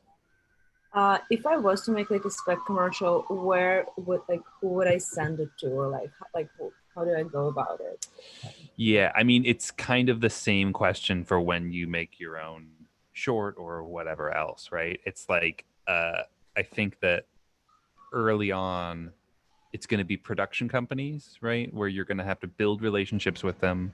Maybe a director who is at one of these companies, or you meet them. Like it's pretty amorphous. It's like hard to say. Like the way that I got rostered most recently was like I went to college with somebody who started her own company, and like Oren, if somebody asked for like references on Facebook. It's like I'm like a big believer in like the frustrating. Instagram, Facebook thing. There's a guy, he listens to this show too, Mike's Butt on Instagram. He's a photographer that makes these incredibly awesome, kind of hilarious photos, but they're beautiful too. Mike's Butt, and he off of just his Instagram he was friends with film people, but he started shooting a lot of music videos too, and I think he does some fashion stuff too.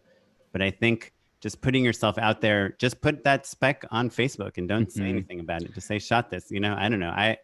And Matt and I probably disagree on this, but I think like just showing things to as many people as you can without asking them for anything is an easier way. Yeah, Sasha, I totally disagree. I think you shouldn't show your stuff to anybody.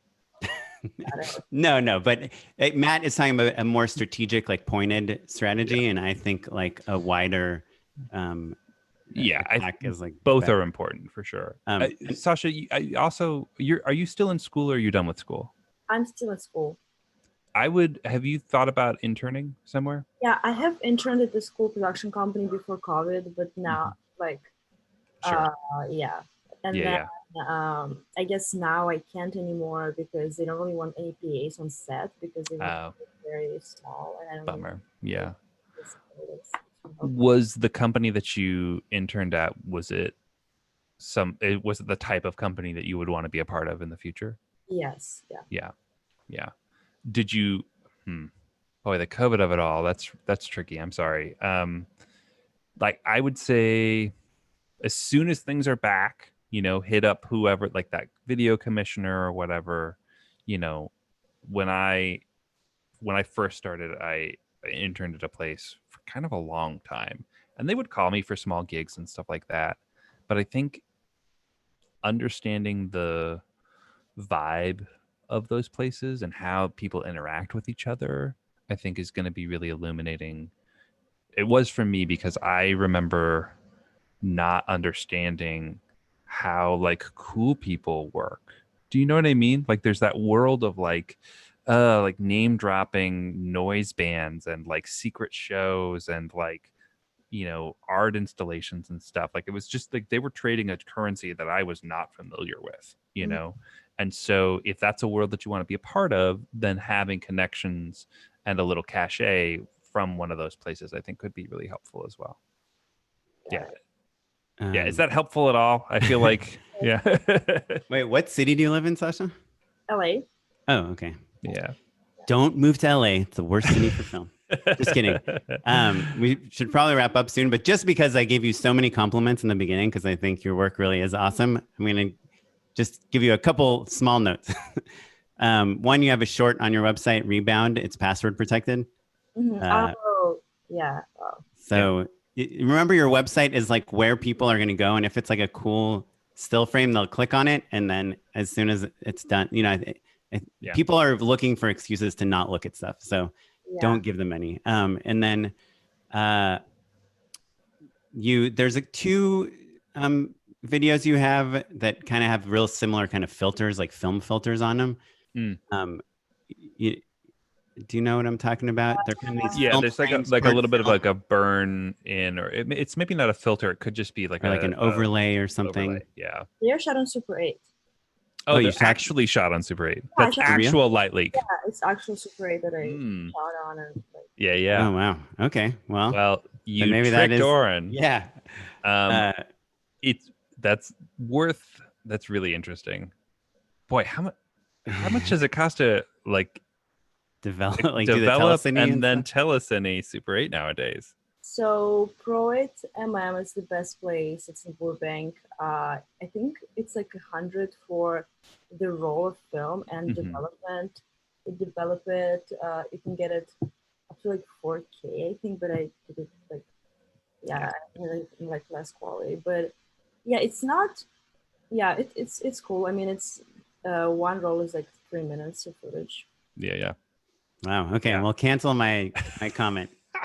No, hold on. I think the note is still valuable. Yeah. Basically, I think, Oren, what you were getting at is that like the look feels homogenous across all the pieces. Is that what you were going to say? Yeah. I mean, I liked the variety, but then there were two that just felt like you were using kind of the same, technique, which is not bad at all, but like, I don't know. I guess I just, it felt like maybe that's like one of the, like a trick you do, it felt like a little bit of a trick, but it's not, because you really shot in Super 8. So that's why I'm saying don't.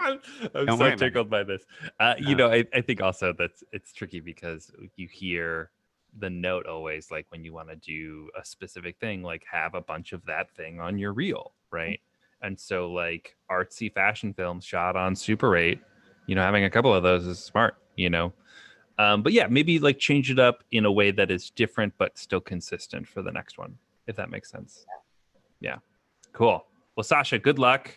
Yeah, thanks. Thank you. We are not worried about you at all, because everything you made is really cool. I'm gonna try to put the URL of your website in this chat, but for some reason YouTube is blocking me from. Maybe I can comment it myself. Oh yeah, there you go. Did that come through? Shotbysasha.com. Mm-hmm. All right, Sasha, thank you so much. Thanks for listening. Stay safe and keep us updated. All right. Bye. All right. Who do we have next? Next, we have Jason Apple. Jason Apple. We're back to 11 minutes behind. All right. I'm going to make, Carl isn't here. Sorry, Carl. All right, Mr. Apple. Will this go through? Yes. I got a trick with the YouTube chat bot. Start video. Yep. Hello. Yep. Hey, Jason C. Apple. How's it going? Oh man, pretty great. We have to ask up top. This is clearly the best looking video we've seen. So are you He's one of our best patrons? Are you using a DSLR and then into like some sort of converter box? No, it's actually it's an EOS R, so it is a Canon DSLR. But they just put out a new firmware. Yeah. New firmware thing that lets you go basically directly in. It doesn't work with Zoom, but there's an app called that I had to find called, what is it? I have no idea. I can put it in the chat later. Cascable Pro webcam that lets you grab that image and then Well, it looks great, sir. That's awesome. Yeah, you're making us look horrible. Point of professional pride, Yeah, no doubt. Yeah. Jason, remind us, where are you in the world? I'm in San Francisco. Oh, nice, awesome. Yeah, I've been there. Pretty cool. Golden Gate Bridge. It's all right. Yeah, rice and roni stuff. Yeah. Foggy often. Smoky right now, right? Yeah. And you work in advertising. Yeah, I work in an ad agency right now, and sort of like a in-house production team. Are you at liberty to say which one, or should you keep yeah, it under wraps? it's called Butler Stein Stern and Partners, or BSSP. It's actually in Sausalito, but yeah, the even richer part of San Francisco. exactly. Right. Yeah. It's where the sauce is made. Yeah. Awesome. So, Jason, you work at this ad agency, but and you've got a bunch of great spots under your belt, but you are looking to make the jump to directing full time. Is that right?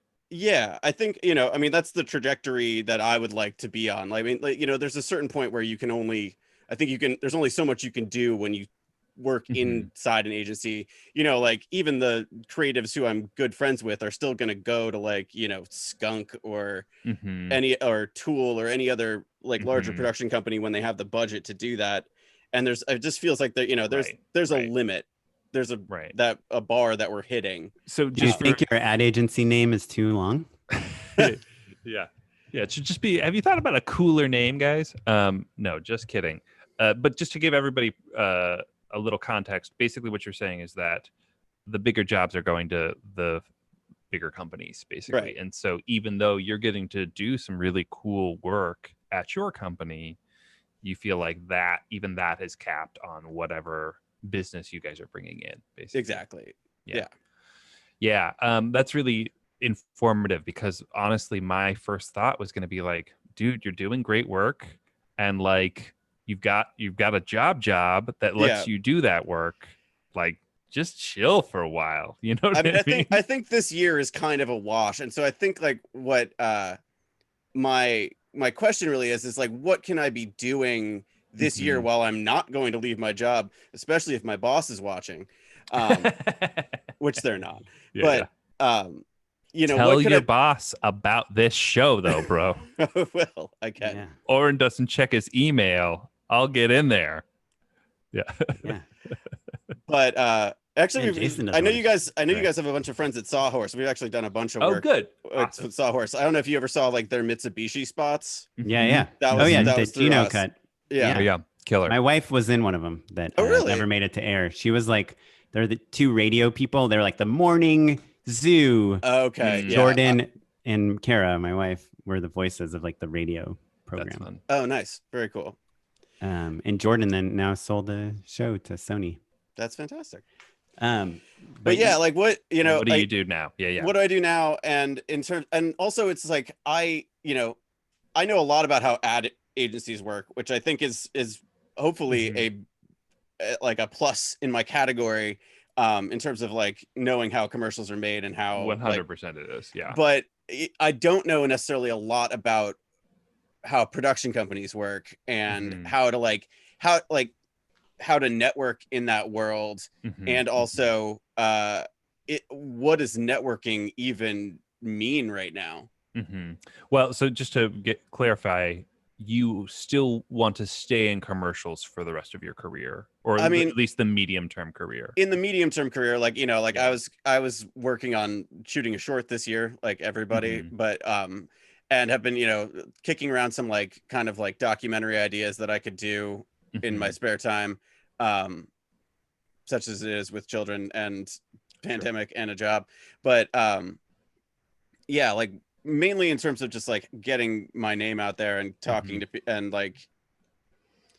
yeah, I mean, I think you've got so many overt advantages, right? Oh, yeah. I think when business comes in that doesn't really make sense for your company, but you can maybe do it on your own and you've got a cool take on it, jump on those. I think really we're just saying build your reel with cool stuff as best you can, right? As when you can, right? The interim is a lot trickier for everybody, right? Right, totally. I mean, I think there's one kind of very specific thing you could do is you can talk to your company and say you want to go freelance. You'd love to still direct as much as you can for them, and then start talking to the sales reps that send directors to you guys and say, hey, this is my stuff. This is my reel. Do you have any notes? And can you pitch me to places? And then can you introduce me to production companies? Every production company you talk to, if it goes well and it went well and you feel like you could fit into that company without competing with the person that they used with your agency, then I would say like, hey, by the way, I direct, here's my stuff. If you ever need, and how the specializing stuff goes, like Sure. if you need someone that does like glassware, tabletop, scotch, cars, music, like, and just like really pitch yourself in those categories and send them like 3 spots that match that. I think that helps. Then there's, you're in the agency world, and the San Francisco agency world is pretty much like the best agency world in America. But there is still like, I know you're talking about Tool and Skunk and like kind of those big like Smuggler, like those big places. But if I were you, I would look more in the other direction. Like here's like Uber, they want to make commercials, but they don't work with agencies. They have an in-house agency. So they're looking for creative partners where you can be involved. Spotify is like that as well. Yeah. I don't know where their offices are though, but yeah, like all those tech companies, there's people out there looking for that stuff. The people outside the advertising world that you could do a killer job for. And actually for them, $500,000 on a spot is like not a lot, and they might just never air it, but It, but that is, well, they will never air it. Yeah. Vimeo password protected on your reel though ain't so bad. I mean, I think the other thing that's worth mentioning to production companies when you're building relationships with them before you go freelance is just kind of reminding them like, hey, I'm a director who understands the agency world. That's such a huge advantage. Like so many of us kind of walk in and we're like, who are these agency assholes? Why are they telling me how to do my job? I'm a fucking genius. What's going on? When in reality, that you've been working on these campaigns for way longer than some asshole director, right? And understand the client's needs and their directives and the big picture so much better. And so taking all of that experience into freelance directing when the time is right will be invaluable. That will be a huge advantage for you, for sure. Cool. I was just curious of what your take on that would be. Yeah. And I'm sure this is, this already, but I'm just going to re-say it for some other listeners if they're listening. Like, don't tell people that you're like a ad guy that wants to be a director, like never approach it that way. Like, I think just make sure everyone knows you're a director that happened to basically be on contract with one agency that was doing all these awesome brands. And now you're looking to diversify because you want to, get into, wait, did I drop an F-bomb? I think I did. Oh, damn it. Sorry, guys. There's kids on YouTube. Sorry, Jason. I'm just glad it wasn't me. No. But can I say the other thing you asked about what to do during this pandemic, and it's like, dude, your work is like awesome. It's like, look, every shot, if you pause any one of your spots, it's something that I imagine seeing on TV. Wow, thank you. I will say though, that what I would do if I were you during this pandemic when you're not doing a lot of production is I would revisit some of your spots and look. I feel like the edits could be better almost across the board. I think that they all kind of have little telltale signs of like not quite primetime TV broadcast spot, but it's not because of the visuals. It's because the pacing, because like the camera's like wobbling a little bit on that Glass commercial. It's because the music for Jingle Bells on your car commercial isn't very musical, It's not like pleasant to listen to. The the Apple Steve Jobs ad, which I've seen like 10 different versions of that creative, and you have it, and you could get that like Steve Jobs presentation ad, on for a million other things, like just is a little too long, I mean, you know this, I'm sure, but for listeners at home, the final cut does not have to be the same as cut that you show to potential new business. Like the thing that's on our reel is the cut that like maybe you spent an extra week or two finessing and really getting right, or maybe has the expensive version of Jingle Bells that you couldn't afford for the broadcast version. Like those little tiny tweaks, I think it's okay to dig in. Sure. And the beauty of like a 30-second spot is that it's not like it's an insane amount of work. It's not like you're doing the director's cut of Blade Runner or something, So even like your spot where that guy's running. I mean, it's such a beautiful shot. The ad agency of the year spot. Like you have this amazing piece of footage, but it's just so much copy. So cut it to 15, and that is like a killer spot. And so I think if I were you and I had all this like amazing looking footage, commercial footage, and good creative, I would just like really hone those edits and get them to like 15s and 30s and 20s that sing. And I know you'll miss things. There's this great shot or a great joke or whatever, but just like, Sure. or show it to, you know, your friends in the ad agency and say, if you had to air this, you know, during the Lakers game, like, and you had to shave something out of it, what would you do? So, Sure. because I think That's the a good idea. direction Yeah. is really strong, and the visuals are really strong, and the storytelling is really strong, and I just think the edits could be a tool or a skunk looking spot, you know. Yeah. Okay. That's a great advice. Thank you. That's my very specific.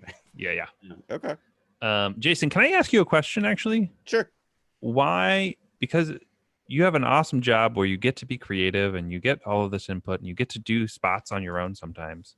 Why do you want to be a freelance director?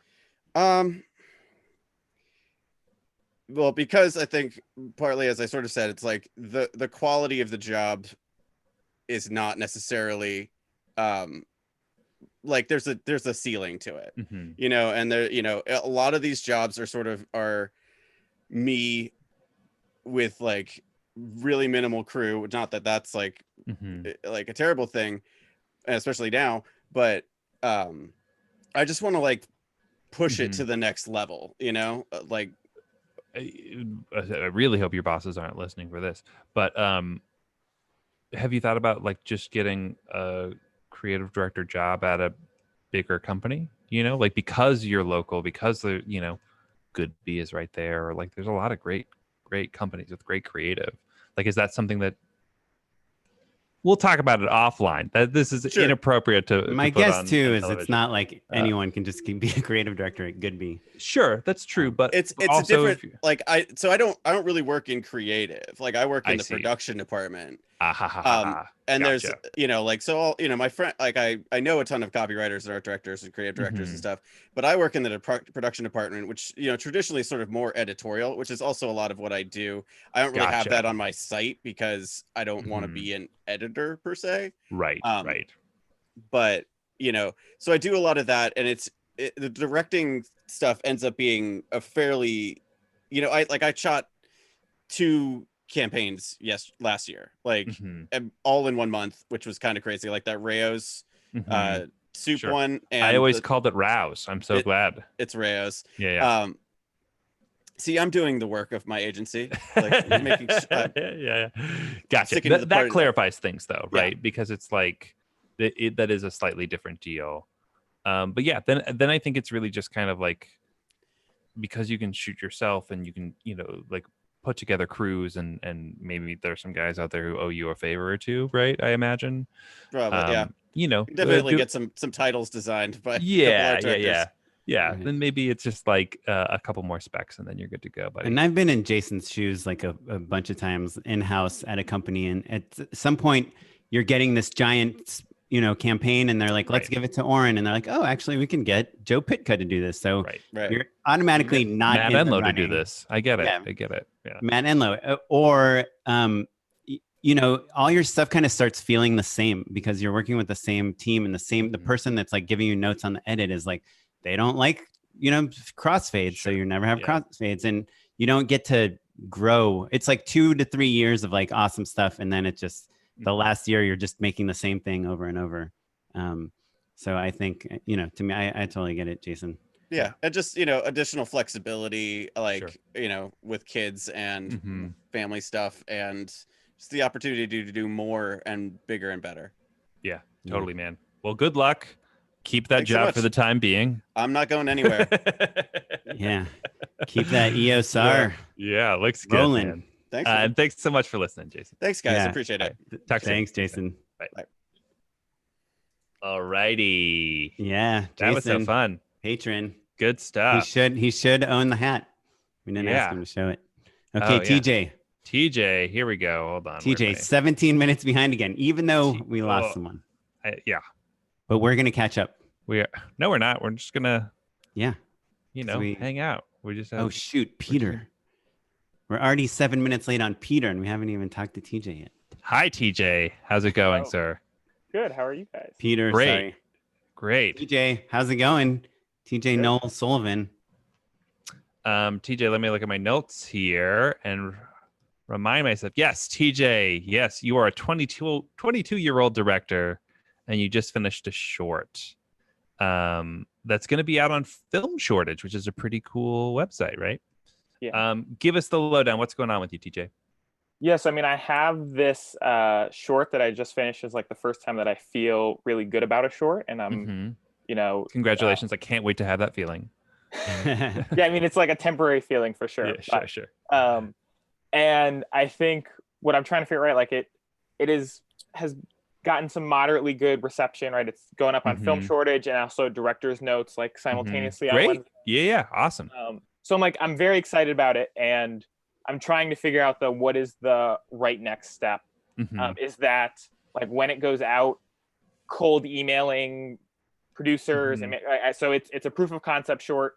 I have the feature script ready to go, and so is that like really pushing it, or is it like, and if that doesn't work, do I force it by like doing the just shoot it, super indie, like making it happen, or do I take some time and work as I'm still young, and so I'm like, I've worked as a director's assistant before, and like it was a super valuable experience. I learned a lot on set, and so I'm kind of like, how do I know that yes, I'm ready to go and try and shoot a feature, or do I keep learning and making more shorts and that kind of stuff? A couple more follow-up questions. Where do you live? Right now I live in Hartford, Connecticut. Great. Okay, that's awesome. And are you planning on moving to larger market once COVID is over? Yeah, once COVID's over, I think New York would probably be the natural move. Although I don't know, I also like in shooting this short had like a very large crew, and also like Hartford has a pretty fast growing film community right now, where like we got 2 Alexas donated to our production and stuff. So I don't know, like depending on the project, I think we'll see what makes the most sense. Sure. But New York might be the move. How far are you from New York City? 2 hours. Like we brought up all of our cast just like you can for take the day. train basically. Yes, exactly. Yeah. Oh, cool. I used to work he lives in Stanford. Don Draper country, right? Yeah, like you're in Mad Men country, right? Isn't that You can Westchester? commute a little bit. Not literally, but I'm saying like there's plenty of New Yorkers who would make the commute out, right? Yes. Right now there are a lot of New Yorkers coming here, so yeah. Right.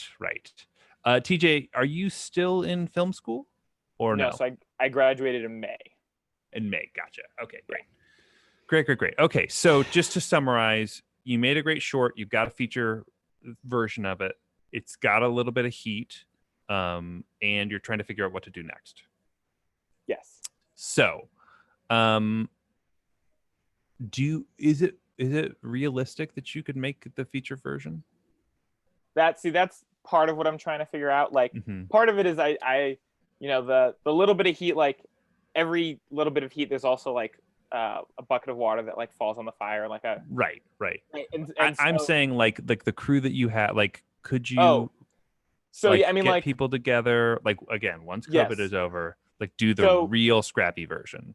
Yes, I feel like I have the DP, I have the crew, I have the cast. Like we cast actor Danny Johnson, who's amazing, but like does a lot of like guest star on every New York TV show. Like he was on Luke Cage. He's been a dead body on this show and that show. Yeah, I get you. Well, yeah, I mean he's been like police captain and this and that. But yeah, so like I have the like scrappy version, and part of what I'm trying to figure out, like the short, I very much wrote with like, okay, I have this limited budget. I'm like not going to put like set pieces and stuff. I'm going to keep it in this limited scope, limited locations, doable thing. And I'm worried that like if I really try and do the scrappy version, the like lack of budget will shine through. Sure. And they're like, is that still worth it? Kaplan, you want to go first? Because I'm really torn on this one. I mean, I guess my advice is like, and probably the same reason Matt is torn is because I do think you should like hedge your bets quite a bit at this point. You have something that like a lot of us don't have, which is you have access to schools, to cast, to extras, to free locations, to like just from watching the trailer that you made. And I watched a lot of stuff on your website. Your website is, or I don't know, maybe I found your Vimeo channel. I forget how I found your stuff, but like that commercial, you clearly can put or together, in cyber stocks all of our listeners. I do a lot of stalking. He's very busy in stocks and murders. Just kidding. So I think you might have so many more resources right now than you realize you have. And so it's the version of the hometown movie that I always talk about. Yeah. Like So you're still in that twilight where like your parents aren't like, TJ, when are you gonna move out? You know, like you're cruising right now. But also you were talking about like that you made this short without much scope. Like when we think of a short without much scope is it's like two people in an apartment. Right. You have an entire basketball team. You know, like running around and playing, like being physical, steady cams, coaches, like things like that is not like if Matt and I were to make a short right now and we looked at your short, we'd be like, oh, well, that's going to be really expensive, you know? And you probably managed to put your money into places that that maybe show up on screen a little better than the jib arm, a location the color, fee would, So I would set a budget for a movie. Let's say it's $500,000, $1 million, 250, 100, whatever it is. Yeah. Say for a year, I'm going to try to raise that money. It's COVID right now anyway, so you're probably not going to do big crowd scenes or any of those other things that are related to basketball or whatever your movie's about. I would make like a lookbook. I would make a pitch deck. I would use your short. I would use your cast, and I would just start showing it to people. Ask your cast, like, if they know producers, if they know people that, and so whether you're raising money or putting it together, I would do that for like a year. And if a year from now you can't get it together, that kind of a little more traditional indie film way where you raise like $1 to $2 million or whatever, then I would just do the scrappy version. Just get like do Seed and Spark, Kickstarter, whatever, $150,000, make that movie. And like, I mean, you've made a lot of shorts. You're saying like, should I learn more? But you've, based on your Vimeo channel, you've made like 20 shorts or something. I don't know. You've done these spec commercials. You've done all this stuff, and they all have different actors and different, I love like the casting you have. There's like a lot of diversity, a lot of different looks, a lot of variety. Yeah. So I think you seem to me ready to make that like $100,000 to $200,000 feature, especially when you have access, when you can make what would be like $1 million feature for that much money. I think that's my advice, I guess. The real question is can you raise $200,000, right? And if the answer is yes, then the question is, can I make a good movie? And I think if that, then God, to be 22 and to have those two yeses, like just don't waste that year getting no's trying to get $1 million. Like if you can make that movie at $200,000 or figure out the way to make or whatever that number is, you know what I mean?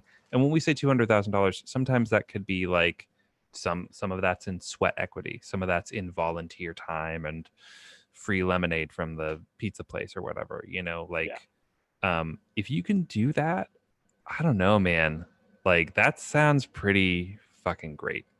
So apologies to listeners at home, but Yeah, I mean, I think that like if I could do that, that sounds great. And I'm trying to like the short we shot like January 4th, 5th, and 6th.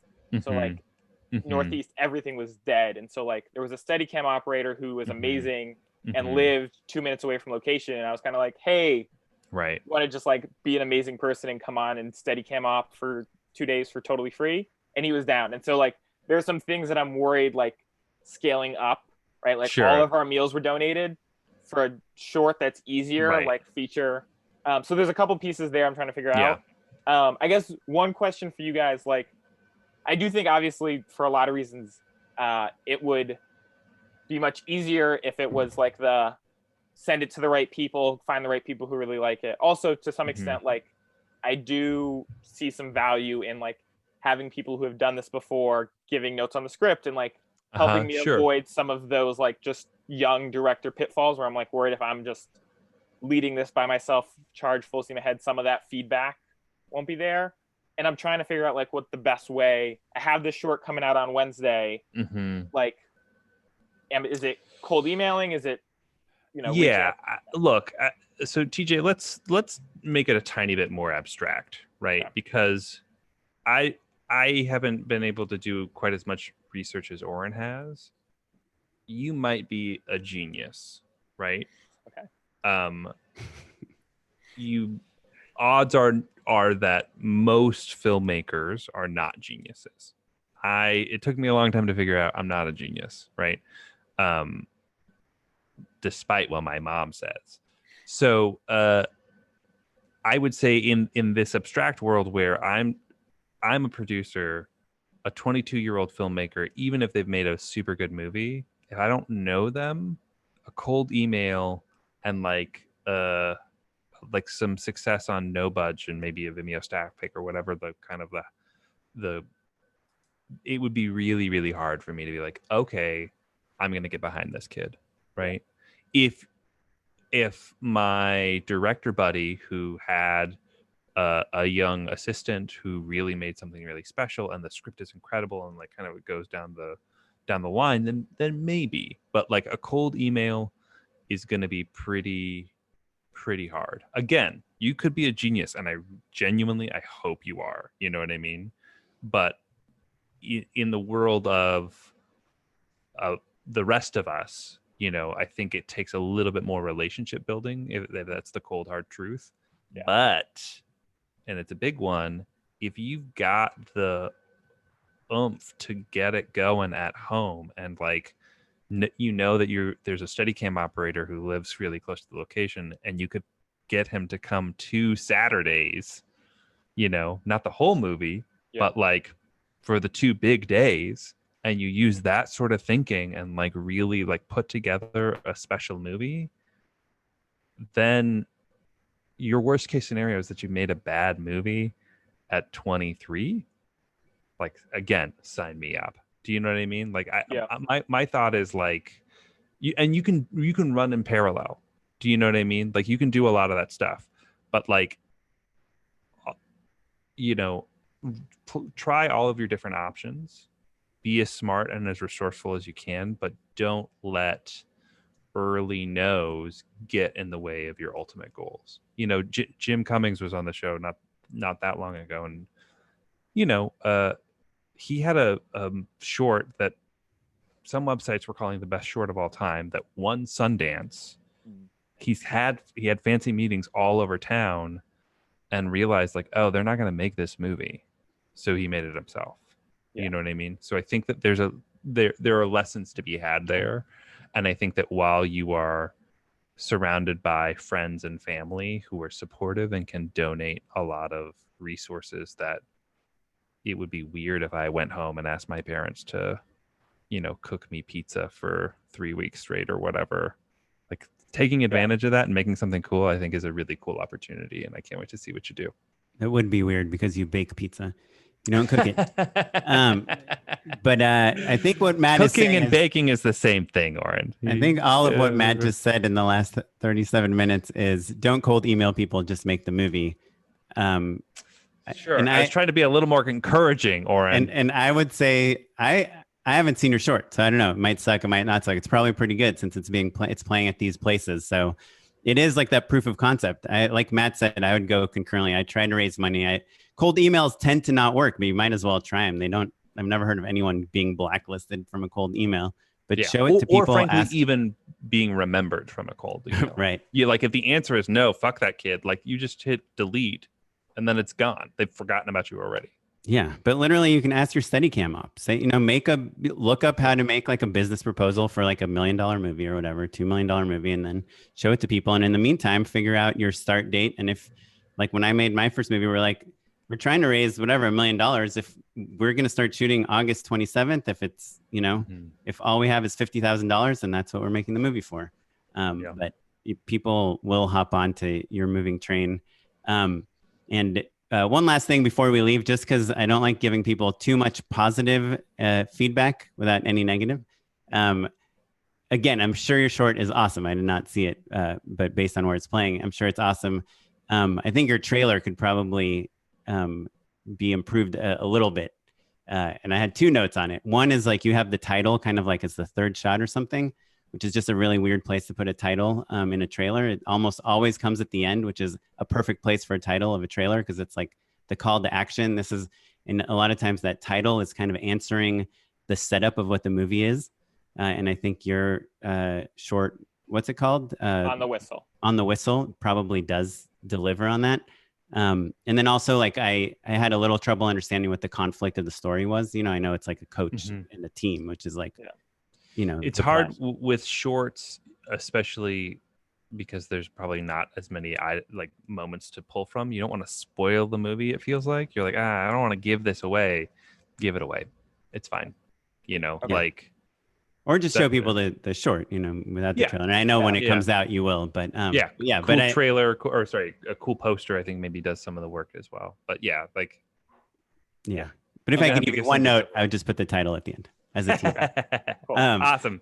But hey, dude, TJ, good luck. Yeah, congrats. Your stuff is awesome. We are very excited to see it. I can't wait to see the feature.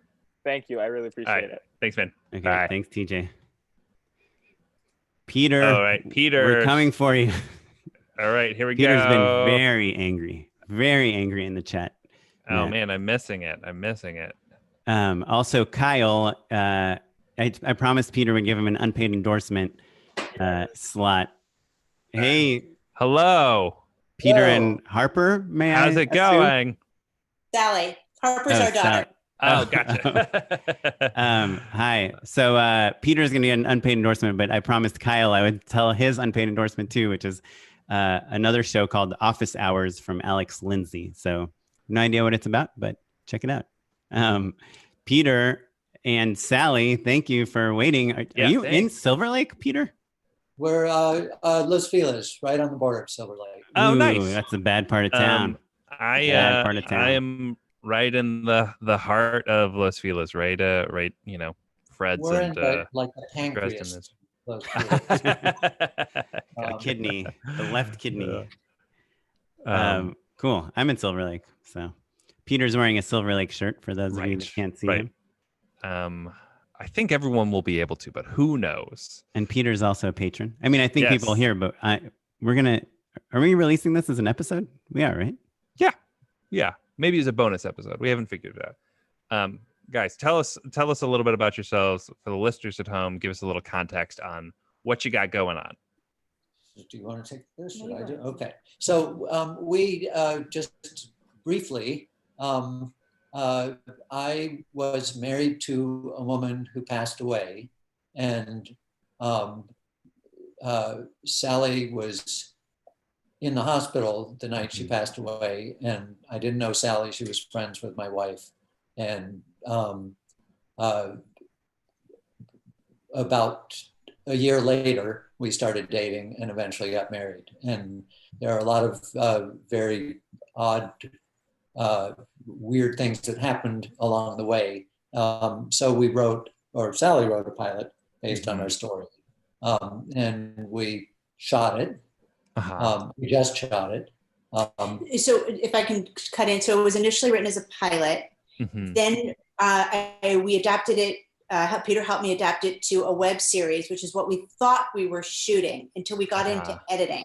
Then we realized it really played better as a pilot until we finished editing it. And then we realized what we actually had was a proof of concept for what would probably be our first 5 episodes if we were to sell it, because there's so much material that we would like to flesh out and stretch. And So the upshot is we gave a rough cut to some friends whose opinions we trust, one a ICM agent, one AP on The Good Doctor, and they kind of concurred that what we have is great, but what we need is we need to cut a sizzle, and we need to partner with a non-writing producer to try to sell it. I see. And so we're cutting the sizzle now, and then we'll need to find a non-writing producer. And that's the part where we're kind of out of our element. We're not quite sure how to reach out to. And you're bearing the lead here, but like there's some pretty fancy people in the proof of concept as well. So it's got some, bona fides, right? Like do you want to name drop a little bit real quick, just so the listeners at home know what sort of scale we're talking about? Sure. Sally Brooks is in it. Yeah. Annette Benning plays my mom in voiceover. Tig Notaro is one of the poker buddies of the male lead. and then a lot of groundlings who I think people would recognize. Awesome. Right. Oh, Peter, you were the one that said you loved Drew Drogi in the chat. Oh, yeah. Oh, gotcha. Of course, that makes sense. Yeah. Oh yeah. And so first of all, that story sounds really great. Kind of reminds me of like Return to Me, and I mean, there's like a lot of other great comparisons, but it's awesome that it's like your true story also, and you know, like that you have the reason to. It's easy for you to convince people that you're the one that needs to tell this story, you know, which is something that's very hard for a lot of other filmmakers, because it's like it's a time traveler, you know, and I think about time. I've always wanted to time travel. No, yeah.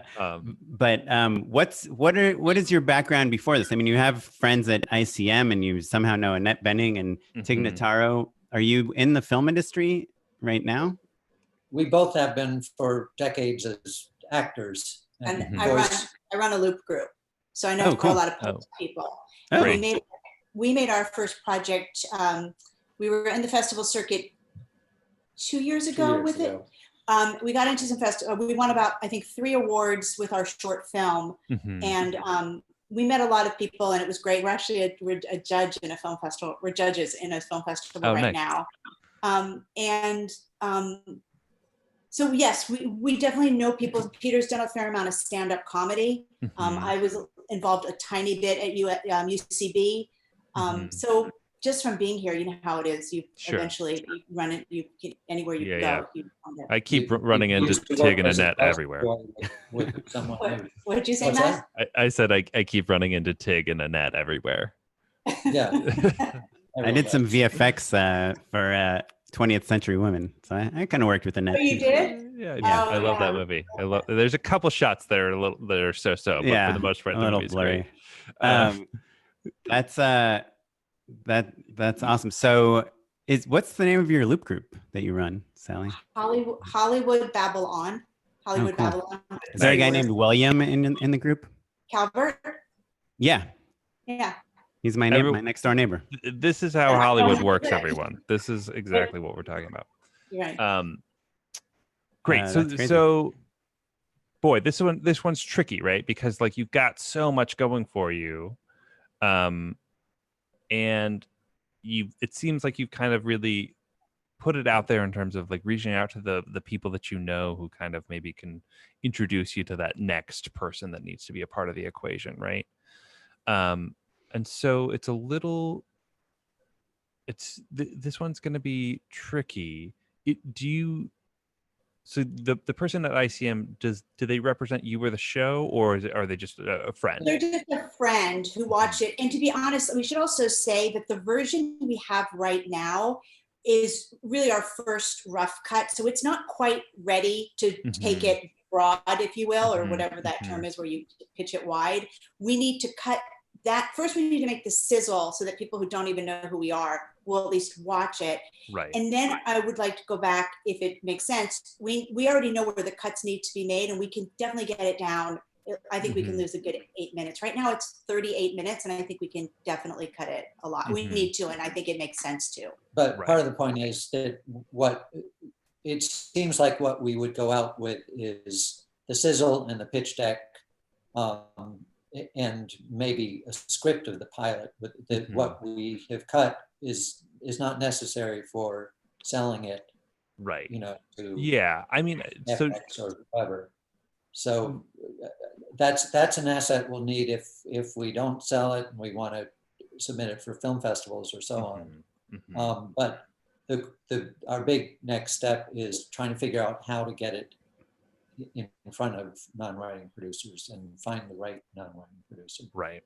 Well, pretty much a non-writing producer is like a production company, right? That has some producer, whether it's like Sean Levy's production company or whether it's someone's production company that we've never heard of. That's kind of like, right, the next step. It seems like you either attach an agent that will bring you to production companies or attach a production company that will bring you to networks and studios.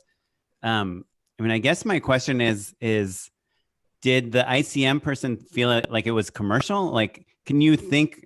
So, well, let me tell you, like my manager, when I go into his office, he has a whiteboard behind him and he has a list of every network that buys things. And he tries, like when he is talking to his clients, he's trying to figure out if any of their projects line up with any of those networks on that list. And he would approach them differently, right? We looked at the network mandates from last spring, and we check a lot of boxes. We one of the 4 leads is a showrunner who believes what we have is something unique, and it's not a network show. It's more like an FX or the tone is sort of we want to pitch it a little bit like a cross between Better Things and I'm Sorry, with a little bit of working moms. It's kind of that. It's not quite as real as Better Things, but it's not as quite as farcical or as, not quite as curb as I think I'm Sorry is. And have you taken that was going to be my thing, is like, okay, like what are your comps, right? And then looking at, kind of reverse engineering how those shows came to be and like what entities they're associated with, I think we figured out like what networks we need to go to or what streaming services. It's figuring out what just attaching a producer, production companies to and how to approach them. Yeah. Well, you should email the people that have been on our podcast from Shondaland and IFC and AMC. I mean, I think, well, it's funny because I feel like just talking to you, your network is probably significantly better than Matt and my network. Yeah. I mean, not better, but you have you're specific, right? Yeah, you know a ton of people. And I think the thing that I keep butting up against is like what I would normally tell someone is like, well, who do you know, right? But clearly you've gone out to the people that you know, and then you kind of have to circle back and create that new set of relationships, right? Well, yes, I think it's a combination though of, like I already said earlier, I think part of the thing, at least for me, is feeling like we're like we've got our hand on the gun, but we're not ready to pull the trigger because we don't quite have the material I think we need to really push it, because I don't want to ask someone even that I know to watch a 38-minute piece that's not exactly what we want it to be. So we're sort of in this, like, with, even though it's COVID, we have so much going on with life that it's hard to, like, he's just about to dive back into making that sizzle, but we still feel like we're treading water a little bit while we're, you know what I mean? Sure. Yeah. I mean, look, now is the time to be treading water, unfortunately, right? Like, it's really hard to get that work done. But, I think your instincts are right. A 38-minute piece that's not really a pilot and not like, it's more like a proof of concept, but like it sounds like it's overlong. I think your instincts are right that like getting that into something really bite-sized and snackable that still keeps all of that the essence of what you have made and kind of the gravitas of what you've made, I think is really smart, for sure. But Oren and I kind of disagree on this. I think that to me it's always the script is the thing, like walking in with a really strong pilot, and then this is like either something to get people to read the pilot or something to kind of keep them excited later on. That's what video does for me, I would say. Do you know what I mean? And so it's so tricky because you've got such an exciting piece of video that you just kind of have to like whittling it down feels hard, Yeah, and I wouldn't say I disagree with like when you're trying to sell a TV show, the pilot script is oftentimes more, especially based on the tone and genre that you're talking about, like somewhere between Working Moms and Better Things. Like it's like, I think that sells the tone on its own. So the script, probably will do a lot more work than the pilot presentation.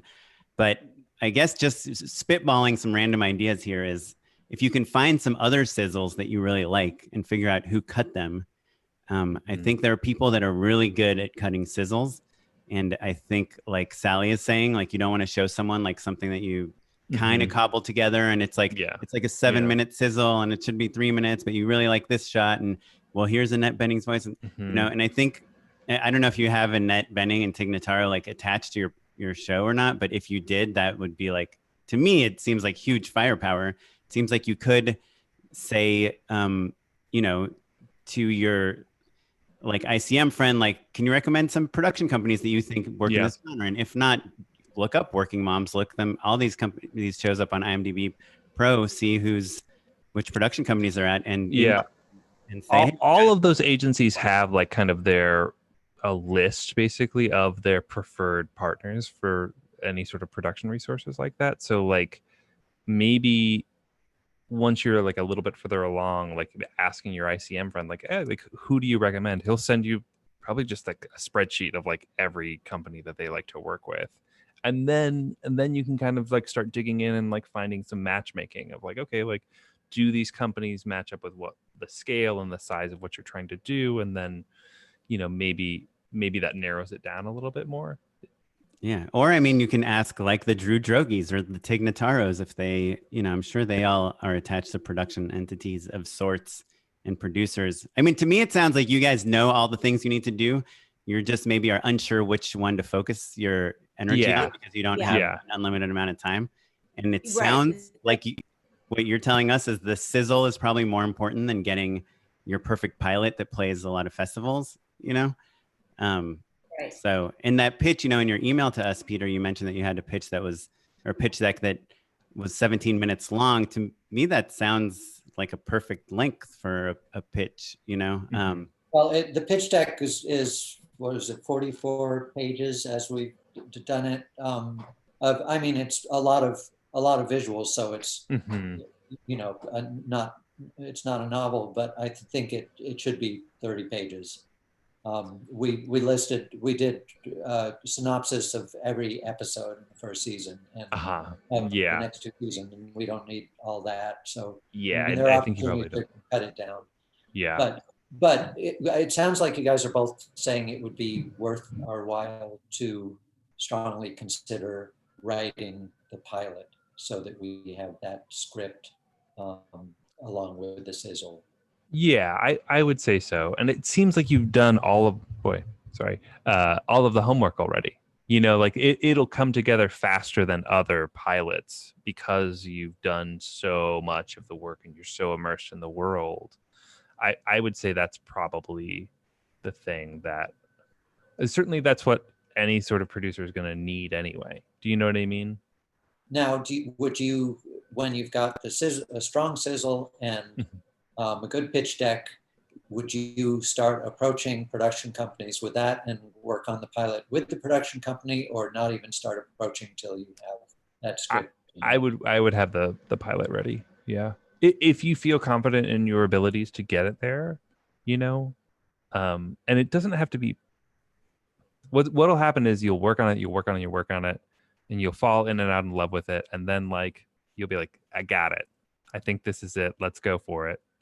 And then as soon as you truly fall in love with it, then someone will have notes, right? So like that's okay. Like it's gonna be something that evolves and changes, and like, you know, network mandates are gonna shift, and someone's gonna say, well, what if she didn't die, or whatever, the dumbest things you can imagine, right? That's all okay. I think just kind of, but I think you still need the pilot is the show. You know what I mean? Like, so I think that having that would be most important. I keep thinking of, I don't know if you two listened to, there was an episode with Carrie Galogly, who is a old friend and a exec at AMC, and she was just like, the script is it. The script is everything. I did listen to them. Yeah. Smart person. Yeah. So I think don't let it, you know, take too much of your time, but like, yeah, I think the script will be the thing. Yeah.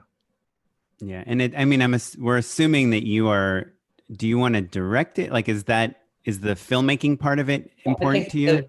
Part of it is that we don't want to just sell it and walk away. We want to be involved in some way. But I know we're taking a lot of time, and I'll say this last thing. I know that people have said to us, you should find a non-writing producer, but I don't know why we shouldn't find a writing producer, because I don't want to write every episode, and I'm not going to be a showrunner, obviously, because I've never done that. And to be honest, it's not really my passion.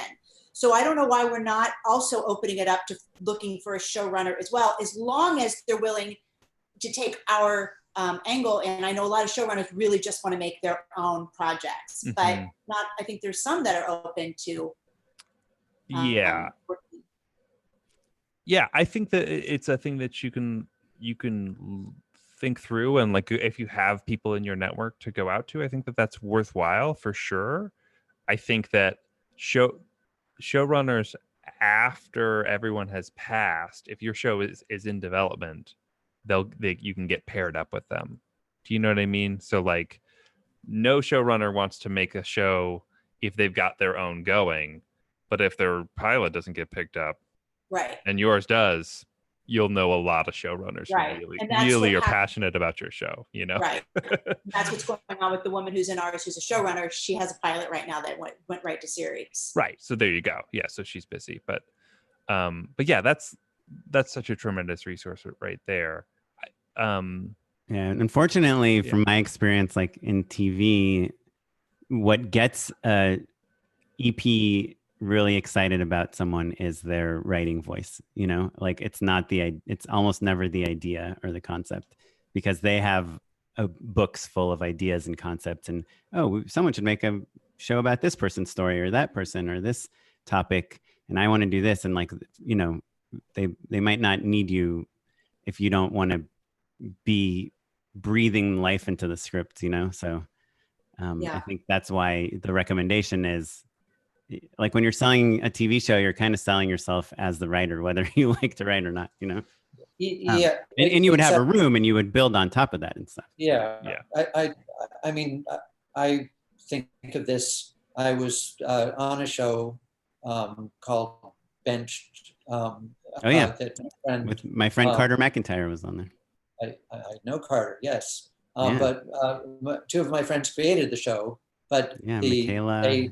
They assigned Michaela Watkins and Damon Jones. They assigned a showrunner to the show because neither of them were showrunners, but they were still involved with it, and you know, in every episode. So that was kind of our dream for this is we shouldn't be showrunners, because it won't be as good a show if we don't. Right, but how did they sell that show? It was with the script, right? Yes. So I guess I don't know. Maybe I'm not disagreeing with you, but sure. I'm saying there's something to be said for not wanting to be involved in a way that's going to ultimately hurt the show. Sure. Yeah. Yeah, definitely. And I think that's I personally think it's a misconception. I actually had heard a really good interview with Michaela and Damon about selling the show. But I think what people get really excited about is passionate people, you know? So like, if you come to them and you're like, this is our idea, it's based on our life, but you can take it and run with it, they will be much less excited than. No, I don't think it's that. I definitely want to stay and would want to stay involved. And obviously it's like, we have so much to contribute in terms of what's happened day to day, year to year, you know, with extended family. And you can imagine just like how this has played out in terms of my friendship with Peter's late wife and all that goes along. And Sally was extremely happily single with no intention of ever, you know, starting a family, and suddenly she's the mom to a grieving kid. Yeah, so it's their sounds. Yeah, it's such a great story, right? Like, that's so fascinating. So I would say I would say the step. I think you guys, you know, the steps, and I think you're just maybe hoping that we'll confirm that, right? It's like cut down the. We're looking for almost any advice at this point, because we're taking it all in, since we are new to this world for the most part. Right. That, you know, we're just thinking, is there anything we're not thinking of? Is there anything that we should be also, you know, looking towards or thinking about? Yeah, I don't know. To me, it's just the interesting thing is you have this pilot that's shot, and you have this show that is related to the pilot, but they're kind of two different things, you know? in a way, because when you're selling it, you're not really selling this thing that you shot. It's and not like you're edited saying, and rough hey, cut. take this thing and put it on television, right? Right. Because when Yeah. we were shooting it, we thought we might release this as a web series. And then we just realized, there was a moment where I regretted how much we, made. And then I thought, no, because we really kind of needed to go through this process to get where we are. Yeah. And it's a self-contained narrative piece that it's good for festivals if we have to go that route. Right. So, Yeah. But I think it's good that we did what we did. And there's a cliffhanger every 7 minutes in the. Nice. There you go. Well, overall, it sounds like you're in Yeah. a really good position because you have all these things going and all these paths you can take, and there's no one that's saying you can't, cold email some people or say, hey, my friend recommended we talk to you, and say we got a net bending and we got this, and here's a script, and then email someone else and say, hey, we made this sizzle, and just try things out, test it out, see who bites. And you're both performers. Just pitch it out loud, like just talk about your story and how it is a show, and to whoever will listen. Yeah. So basically, I think like getting those materials into something a little more concise, and then you're off to the races. Then Just ask Michaela and Damon to make an go. intro. Easy. What Ask did it want? Michaela and Damon to make an intro for you. Yeah. Awesome. Yeah. Well, thanks. hopefully Sorry. that was helpful. Yeah. Congrats, though. It sounds like it sounds awesome. great. Yeah. And thanks so much for listening and for calling in. Thank you. Yes. And for being a patron. Yeah, that's right. Lauren? Oh, yes. And I promised Peter you get an unpaid endorsement. Sing it in a falsetto voice. Unpaid endorsements. We got to get Chuck on. That's pretty there it is. Naps. Better than coffee. Naps? Oh, Yep. come on. Not better than coffee. Okay, do them both. I don't know what's happening. You can't take a nap first thing in the morning, though, right? You don't know me. Hold on. Yes, you can. Awesome. Well, Peter and Sally, thanks so much for talking to us. Yeah, thanks. Thanks for your all you do and your podcast. It's amazing. Yeah, no, we All right. really enjoy it. We love it. Yeah. Have a good night. Awesome. Thanks, guys. Okay, the martini guest. That's right. Here we go. Merlin. That's why I knew that. Here, I got a shot. All right, Merlin, I'm asking you to start video. Hey, Merlin. Merlin, I'm so sorry. 30 minutes late. If you would like to sue us, our Just address sue me. is Yeah. Matt Enlow at Los Phillies. Merlin, we're still waiting on your audio here. It says audio connecting, Merlin. Merlin is connecting to audio. There we go. Hold on, unmuting you. They in every show they have an unpaid endorsement at the end. Oh wait, hold on just a second. Do you have an unpaid endorsement? There we go. It's like I found this great. Merlin, give me just 1 second more. Okay. There we go. Yes, we got it. Cool. Sorry, Sweet. the names were moving around, so I was unmuting. There we go. Cool. Yeah. Merlin, do you what's have- up, man? Do you have our YouTube on? I'm Oh, hearing that's myself. what it is. Shit. Yeah. I was like, what is going on? You're like, what is Okay. happening? That's Yeah. better. Perfect. Awesome. Merlin, Hey. the most patient man in town. Here we are. Yeah. I'm glad to be able to bring it home here. Yeah. No, we now we have no time limits. We missed two people. One person canceled and one person never showed up. I think that one person actually did show up, and we were running so late. No, we were running like 10 minutes late. Well, I saw the name on the list, and then it disappeared. Anyway, but here you are, Merlin. I am. Yeah. Do you live in Los Angeles? I assume so. I do. Yeah. Right now I'm actually at my mom's house in Eugene, Oregon. Oh, visiting nice. her. Nice. Yeah. But normally I live in LA and I live in Westwood, where I went to film school a few years ago, Mhm. kind of round 2 of grad school for me, and then The sort of school just, that like, shall not be named. Yeah. yeah, Go yeah, Bruins. I actually have much affinity for UCLA. I don't know why I'm acting like I don't like it, but it's good to have a pretend rivalry. yeah. Yeah.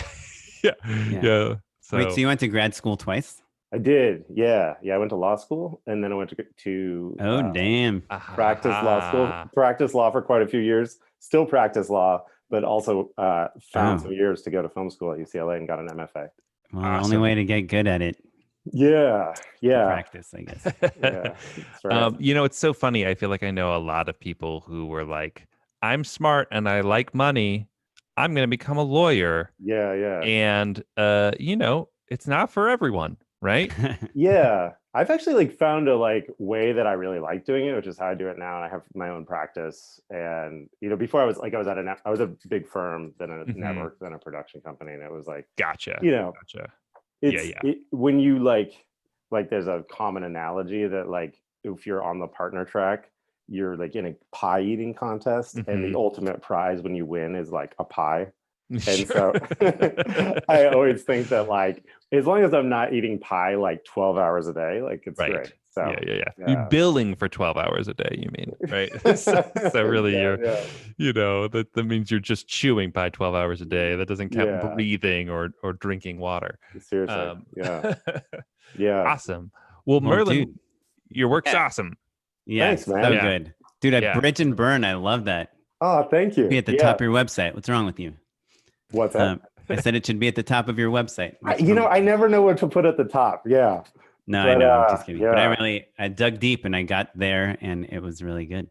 So for listeners at home who haven't had the chance to check out Merlin's work, Bridge and Burn is kind of like a fashion film for, now it makes sense, an Oregon fashion company. Yeah, right? exactly. Yeah. And then you've got kind of some PSA style stuff, and then also you sent us a short that is a horror short that it seems to be doing pretty well and will be playing Screamfest and somewhere else fancy. I can't remember where though. Yeah, Telluride. Telluride. Yeah, talk about bearing the lead. Awesome. Yeah. So killer stuff, man. Also a handful of friends I've recognized in the credits. Julia Swain, killer DP. Yeah. She's the best. Totally. Oh yeah, Glenn Montgomery too. That's true. Yeah, and Josh Gannon. I recognized his name. Oh, okay. Yeah. Awesome. Yeah, Glenn is actually the one who got me onto your guys or listening to your guys' podcast. So cool. He's well, I'll take that up with Julia then. Cool. Awesome, man. So how can we help you? It seems like you're cruising. Your life is good. Yeah, no, it is. It's good. I think the thing I was curious to pick your guys' brain about is just I'm trying to figure out how to get to the next level of commercial production work. And it's, you guys, I think, have a lot of experience in that area. And so I feel like basically where I'm at now is I have done quite a few specs. I've done some real spots. I've also done a lot of these, I don't know if you watched my Sprite film, that was one of quite a few things I've done through contests, and that one had a great result because I won, and that was a Julia project, and we won, and it ended up becoming a national TV spot, and so awesome result for a contest, and been just really hustling, and now I'm working with a production company in LA, and do you want to say which one? Yeah. So it's the Doctor Twins, and their company is called Thinking Machine. Cool. And it's pretty it's the two of them. They have some other directors who are kind of I would say quasi freelance directors, which includes me. Gotcha. So I'm so are they a directing duo themselves, and then they gotcha. So they're the breadwinners of the company. They're taking all the good jobs. Gotcha. Okay. Well, so that's the rude way of saying it, Merlin. Yeah. No, I don't they've been super awesome and super supportive of me and my work. They do comedy, so they're kind of great. in a different world than I am, and I think that's one of the things they're trying to do is build out their company and have directors who work in different space. I think the challenge of that is I think their reps most likely are oh, Thinking Machine, they do comedy, and I don't know that I'm popping up in their minds. Have you met with their sales reps? Have you had virtually? virtually? Yeah. Okay, good. So And do you know, are they getting you out there? Or are you just not shortlisting, or is it kind of hard to know? It's hard to know. Yeah, I'm not seeing like the boards from them, so I don't know if Mhm. it's like they're trying, it's not happening, or what. Yeah. I also Yeah. got I got a rep in Europe last fall. Oh, through, awesome. Like a competition in Europe, and Great. and she's awesome. They're awesome. They had started like sending me stuff right before COVID, and I was like, Sure. since Yeah. then. So I don't even know like how answerable this question is in the current environment, but I'm like really trying to figure out like what can I do. And my sense is that like I'm like kind of making the steps in the right direction already. I feel like if I'm just looking at my reel, I feel like one of the issues is like I don't have like a super deep bench in any particular category. Like if somebody's like trying to pitch me for lifestyle, it's like, okay, I have like 3 spots, you know. Somebody's like sports, it's like I have 3 spots. Like, well, yeah. I mean, three's kind of the magic number, I think. Okay. Like I think if they're like, oh man, Merlin's perfect for this, and we've got 3 sports spots that are all pretty consistent and on brief. If you can leave with those 3 and then like follow up with something else that's cool that maybe has something to do with the boards but isn't exactly on brief, I think that's probably okay. Oren, you can speak to this better than I can, I guess. But you know, I feel like I saw everything in your reel or the presentation, the showcase that you sent us. So do you have more spots than what? Yeah. Yeah. I Gotcha. try to so keep that's it just short the because like I cream don't of the want to. crop. Yeah. I will say this. Of course, your work is great, very exciting.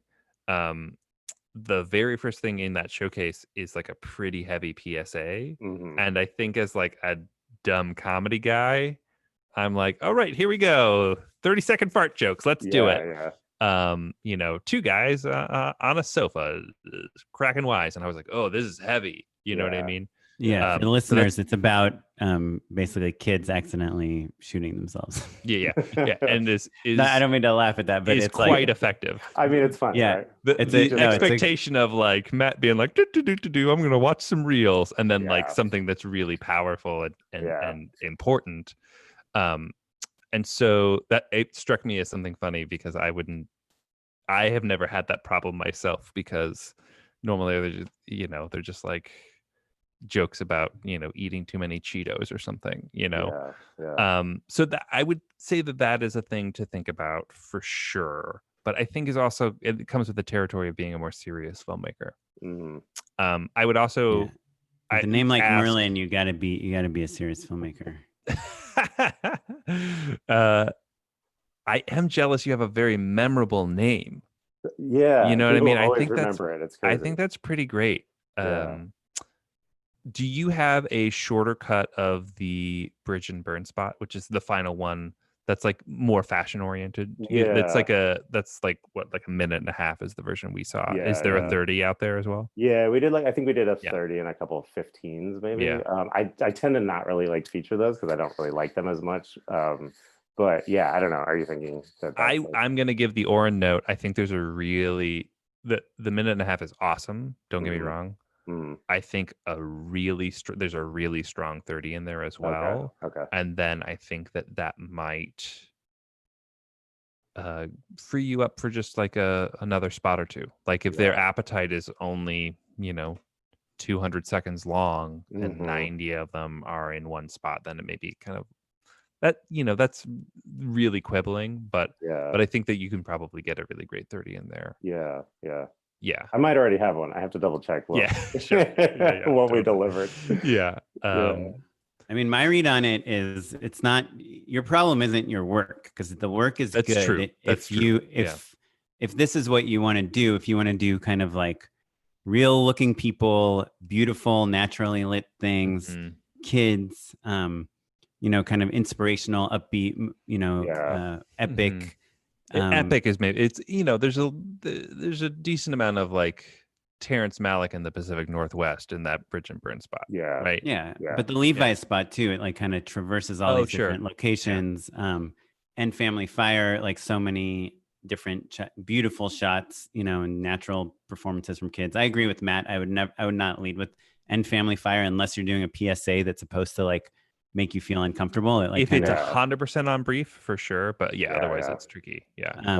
even though the shots are amazing there, I would maybe just put some like Wes Anderson music underneath it, and then just some funny titles and write some jokes, and just cut out all the gunshots. Cool. You know what I mean? No pun intended. But I think the big problem you're facing, like, first of all, I don't think you have a problem because you made this awesome short. You're working with great people. Yeah, you Telluride. Thinking machine. Doing great. Yeah. I think like you just keep doing what you're doing, and the calls will come. I think you should put your short like on your reel too, because it's like really strong.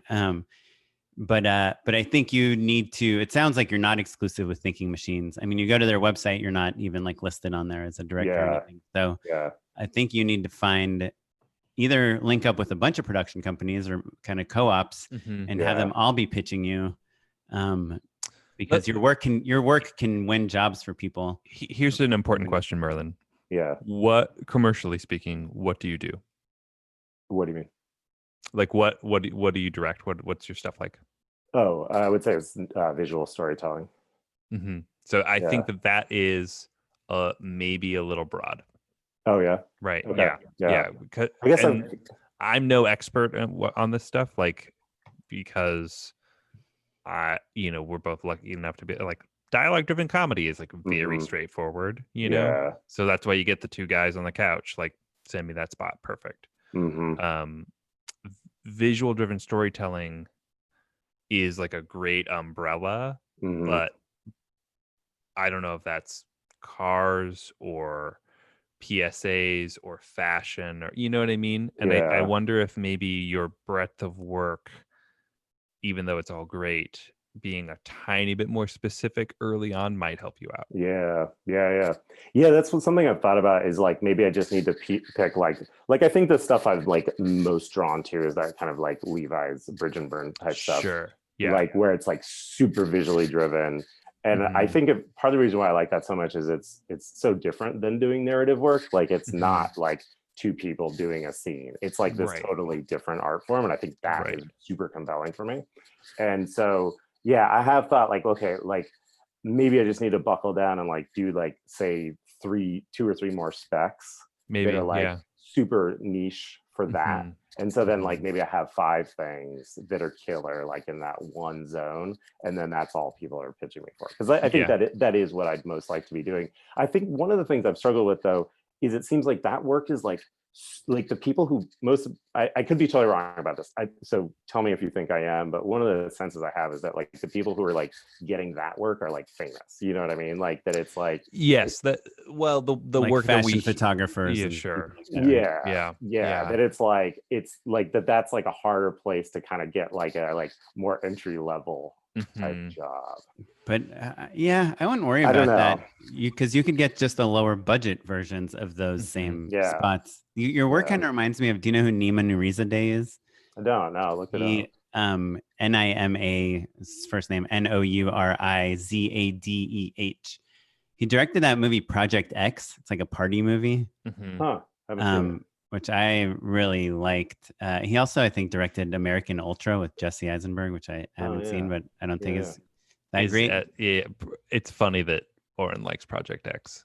Yeah, I know that people don't like that movie. I always say like it's important for people for their taste to have a few curveballs. Yeah. And we just figured out Oren. I love the 5-Year Engagement, which is a pretty bad movie. I love Serendipity. So there you go. Yeah, just a little like, oh, that's so strange. Project X. I use Project X to make some of our artwork ones. I do know that, and I like busting your balls over it. It's like a bad movie. That's embarrassing. But I like it because of the filmmaking. Like if you go to it and you look at it, it's like a visual storytelling medium. Look how excited he's getting. I love it. It feels like a real party. Cool. And that's what like I like about your Levi spot. They feel like real people, but they're beautiful. But like the lighting feels natural and the casting feels natural. But it's like those people that are like, oh yeah, this is just an everyday written person. But they're like also like models, right? Totally. And so even with your short, it's like she's like a regular, woman, but she's also like so photogenic, that you literally put a mirror on the other side of her so that we can never not see her face. Right. So there's you know, I think Nima does that, and I think what's cool is that it is approaching storytelling from like a visual point of view. And I don't know, I think you're easy to sell if people are selling you, and I think someone like Nima doesn't do a $50,000 like digital H&M spot, but like you would, you know. And that a lot of those kind of like fashion driven lifestyle pieces don't necessarily need to be crazy big budgets, you know. And so like obviously like you get Natalie Portman to do, you know, a spot for Chanel or whatever, of course that costs a shit ton of money, but like there's a lot of work between that and, you know, the smaller pieces that you know you can work your way up on. And if you are looking for spec stuff, because your visual style is pretty strong, I would even look at like kind of tech companies like a Sony spot or an Apple spot, you know, that that has that's a great stuff. idea. That's a you really know, like great the idea. Spike Jones type of thing. I keep thinking of Lance Accord actually, which is a solid you know, like a half step away from Spike. His stuff is just it's like you can't compete with the guy who's like literally documented the entire life of a downhill skier in 2 minutes. You know, but yeah, man, your stuff is so good. I feel like you're gonna be fine. You just need to show it to as many people as possible. And show it to production companies. And I think you fill a niche that a lot of companies could use. Yeah, as soon as you tell people how to sell you, I think you're gonna be booking nonstop. Okay. Cool. And by nonstop, we mean once or twice a year. Just for sure. Cool. Yeah. Do you think I should get on a website? Like, do you think being on a roster? Yeah. I think it helps. I personally think it helps because people, when they Google your name, they'll see that you're on this roster. And I don't know. For me, I've had people reach out to me and they're like, "Oh, we saw you're on Superlatives roster," you know. And it's just because they Googled me and they saw that, and I think it just gives some legitimacy, you know. I don't know. Yeah. I honestly don't know if it feels nice. So you know, there's something to be said for being like, oh no, I'm a part of this sort of group, but also like if they're kind of like, hey, our main business is kind of something different, and it's not like, you can still have a good relationship with them, and like they can put you up for freelance gigs when the right job comes in. You know, I feel like early on it's a little tricky to sign exclusively or to find a company that's right to sign exclusively with, you know. But it's out there, I think, you know. Cool. We should probably wrap up soon, but I will say you should make an awesome visual storytelling ad for your law firm. I think that'd be funny. Cool. That's super funny, actually. Yeah, just like a lot of like low, like sweeping, you know, like Dolly moves in, you like know, Wall Street. You're in a suit on the beach. And you're wearing shoes, but the waves are crashing. You know, you could do it out in Eugene. Like a high-end version of those guys on YouTube who want to like sell you their money-making program that have like a Maserati in the background that they've rented. Man, I get those ads all the time. I do too. I'm like, how am I in this demographic? Dude, my friend did one of those and he made a lot of money. He did one of those programs. Merlin and I are talking about the guy who's like, you know, generates sales for your video company. You need more clients. That's what I'm talking about. Oh my god! I'll tell you all about it off the. I want to get the info on this. Well, no, he just they basically teach you how to sell yourself to clients in a way that does actually work, because you basically, the video they're making to sell themselves to you on Instagram is what they teach you how to make to sell your production services to other clients. You know, to like the local, whatever, gas station, whatever it is, you know, and how to build sustainable income from that. And it's real. You're not directing Nike spots. You are directing, you know, the local stuff, but it's interesting.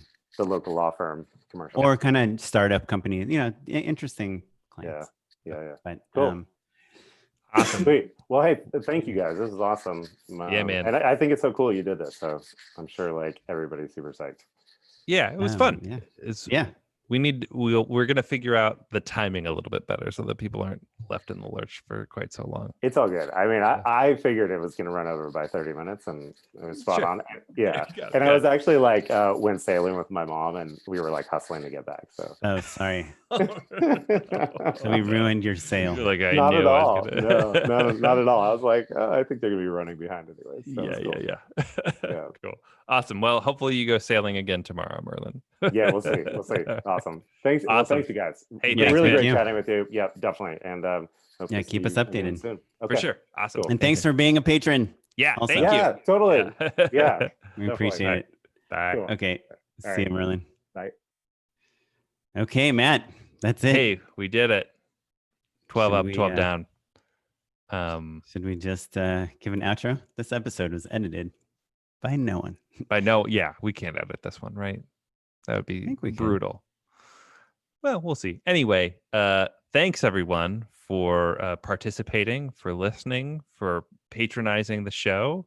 Who knows where this will? I think this will probably be a patron only upload, is my hunch. But we'll figure it out. Yeah, or we can just put it on YouTube with chapter markers for each person. Yeah, and that's they true. Can review the advice. There you go. Like bad advice they got.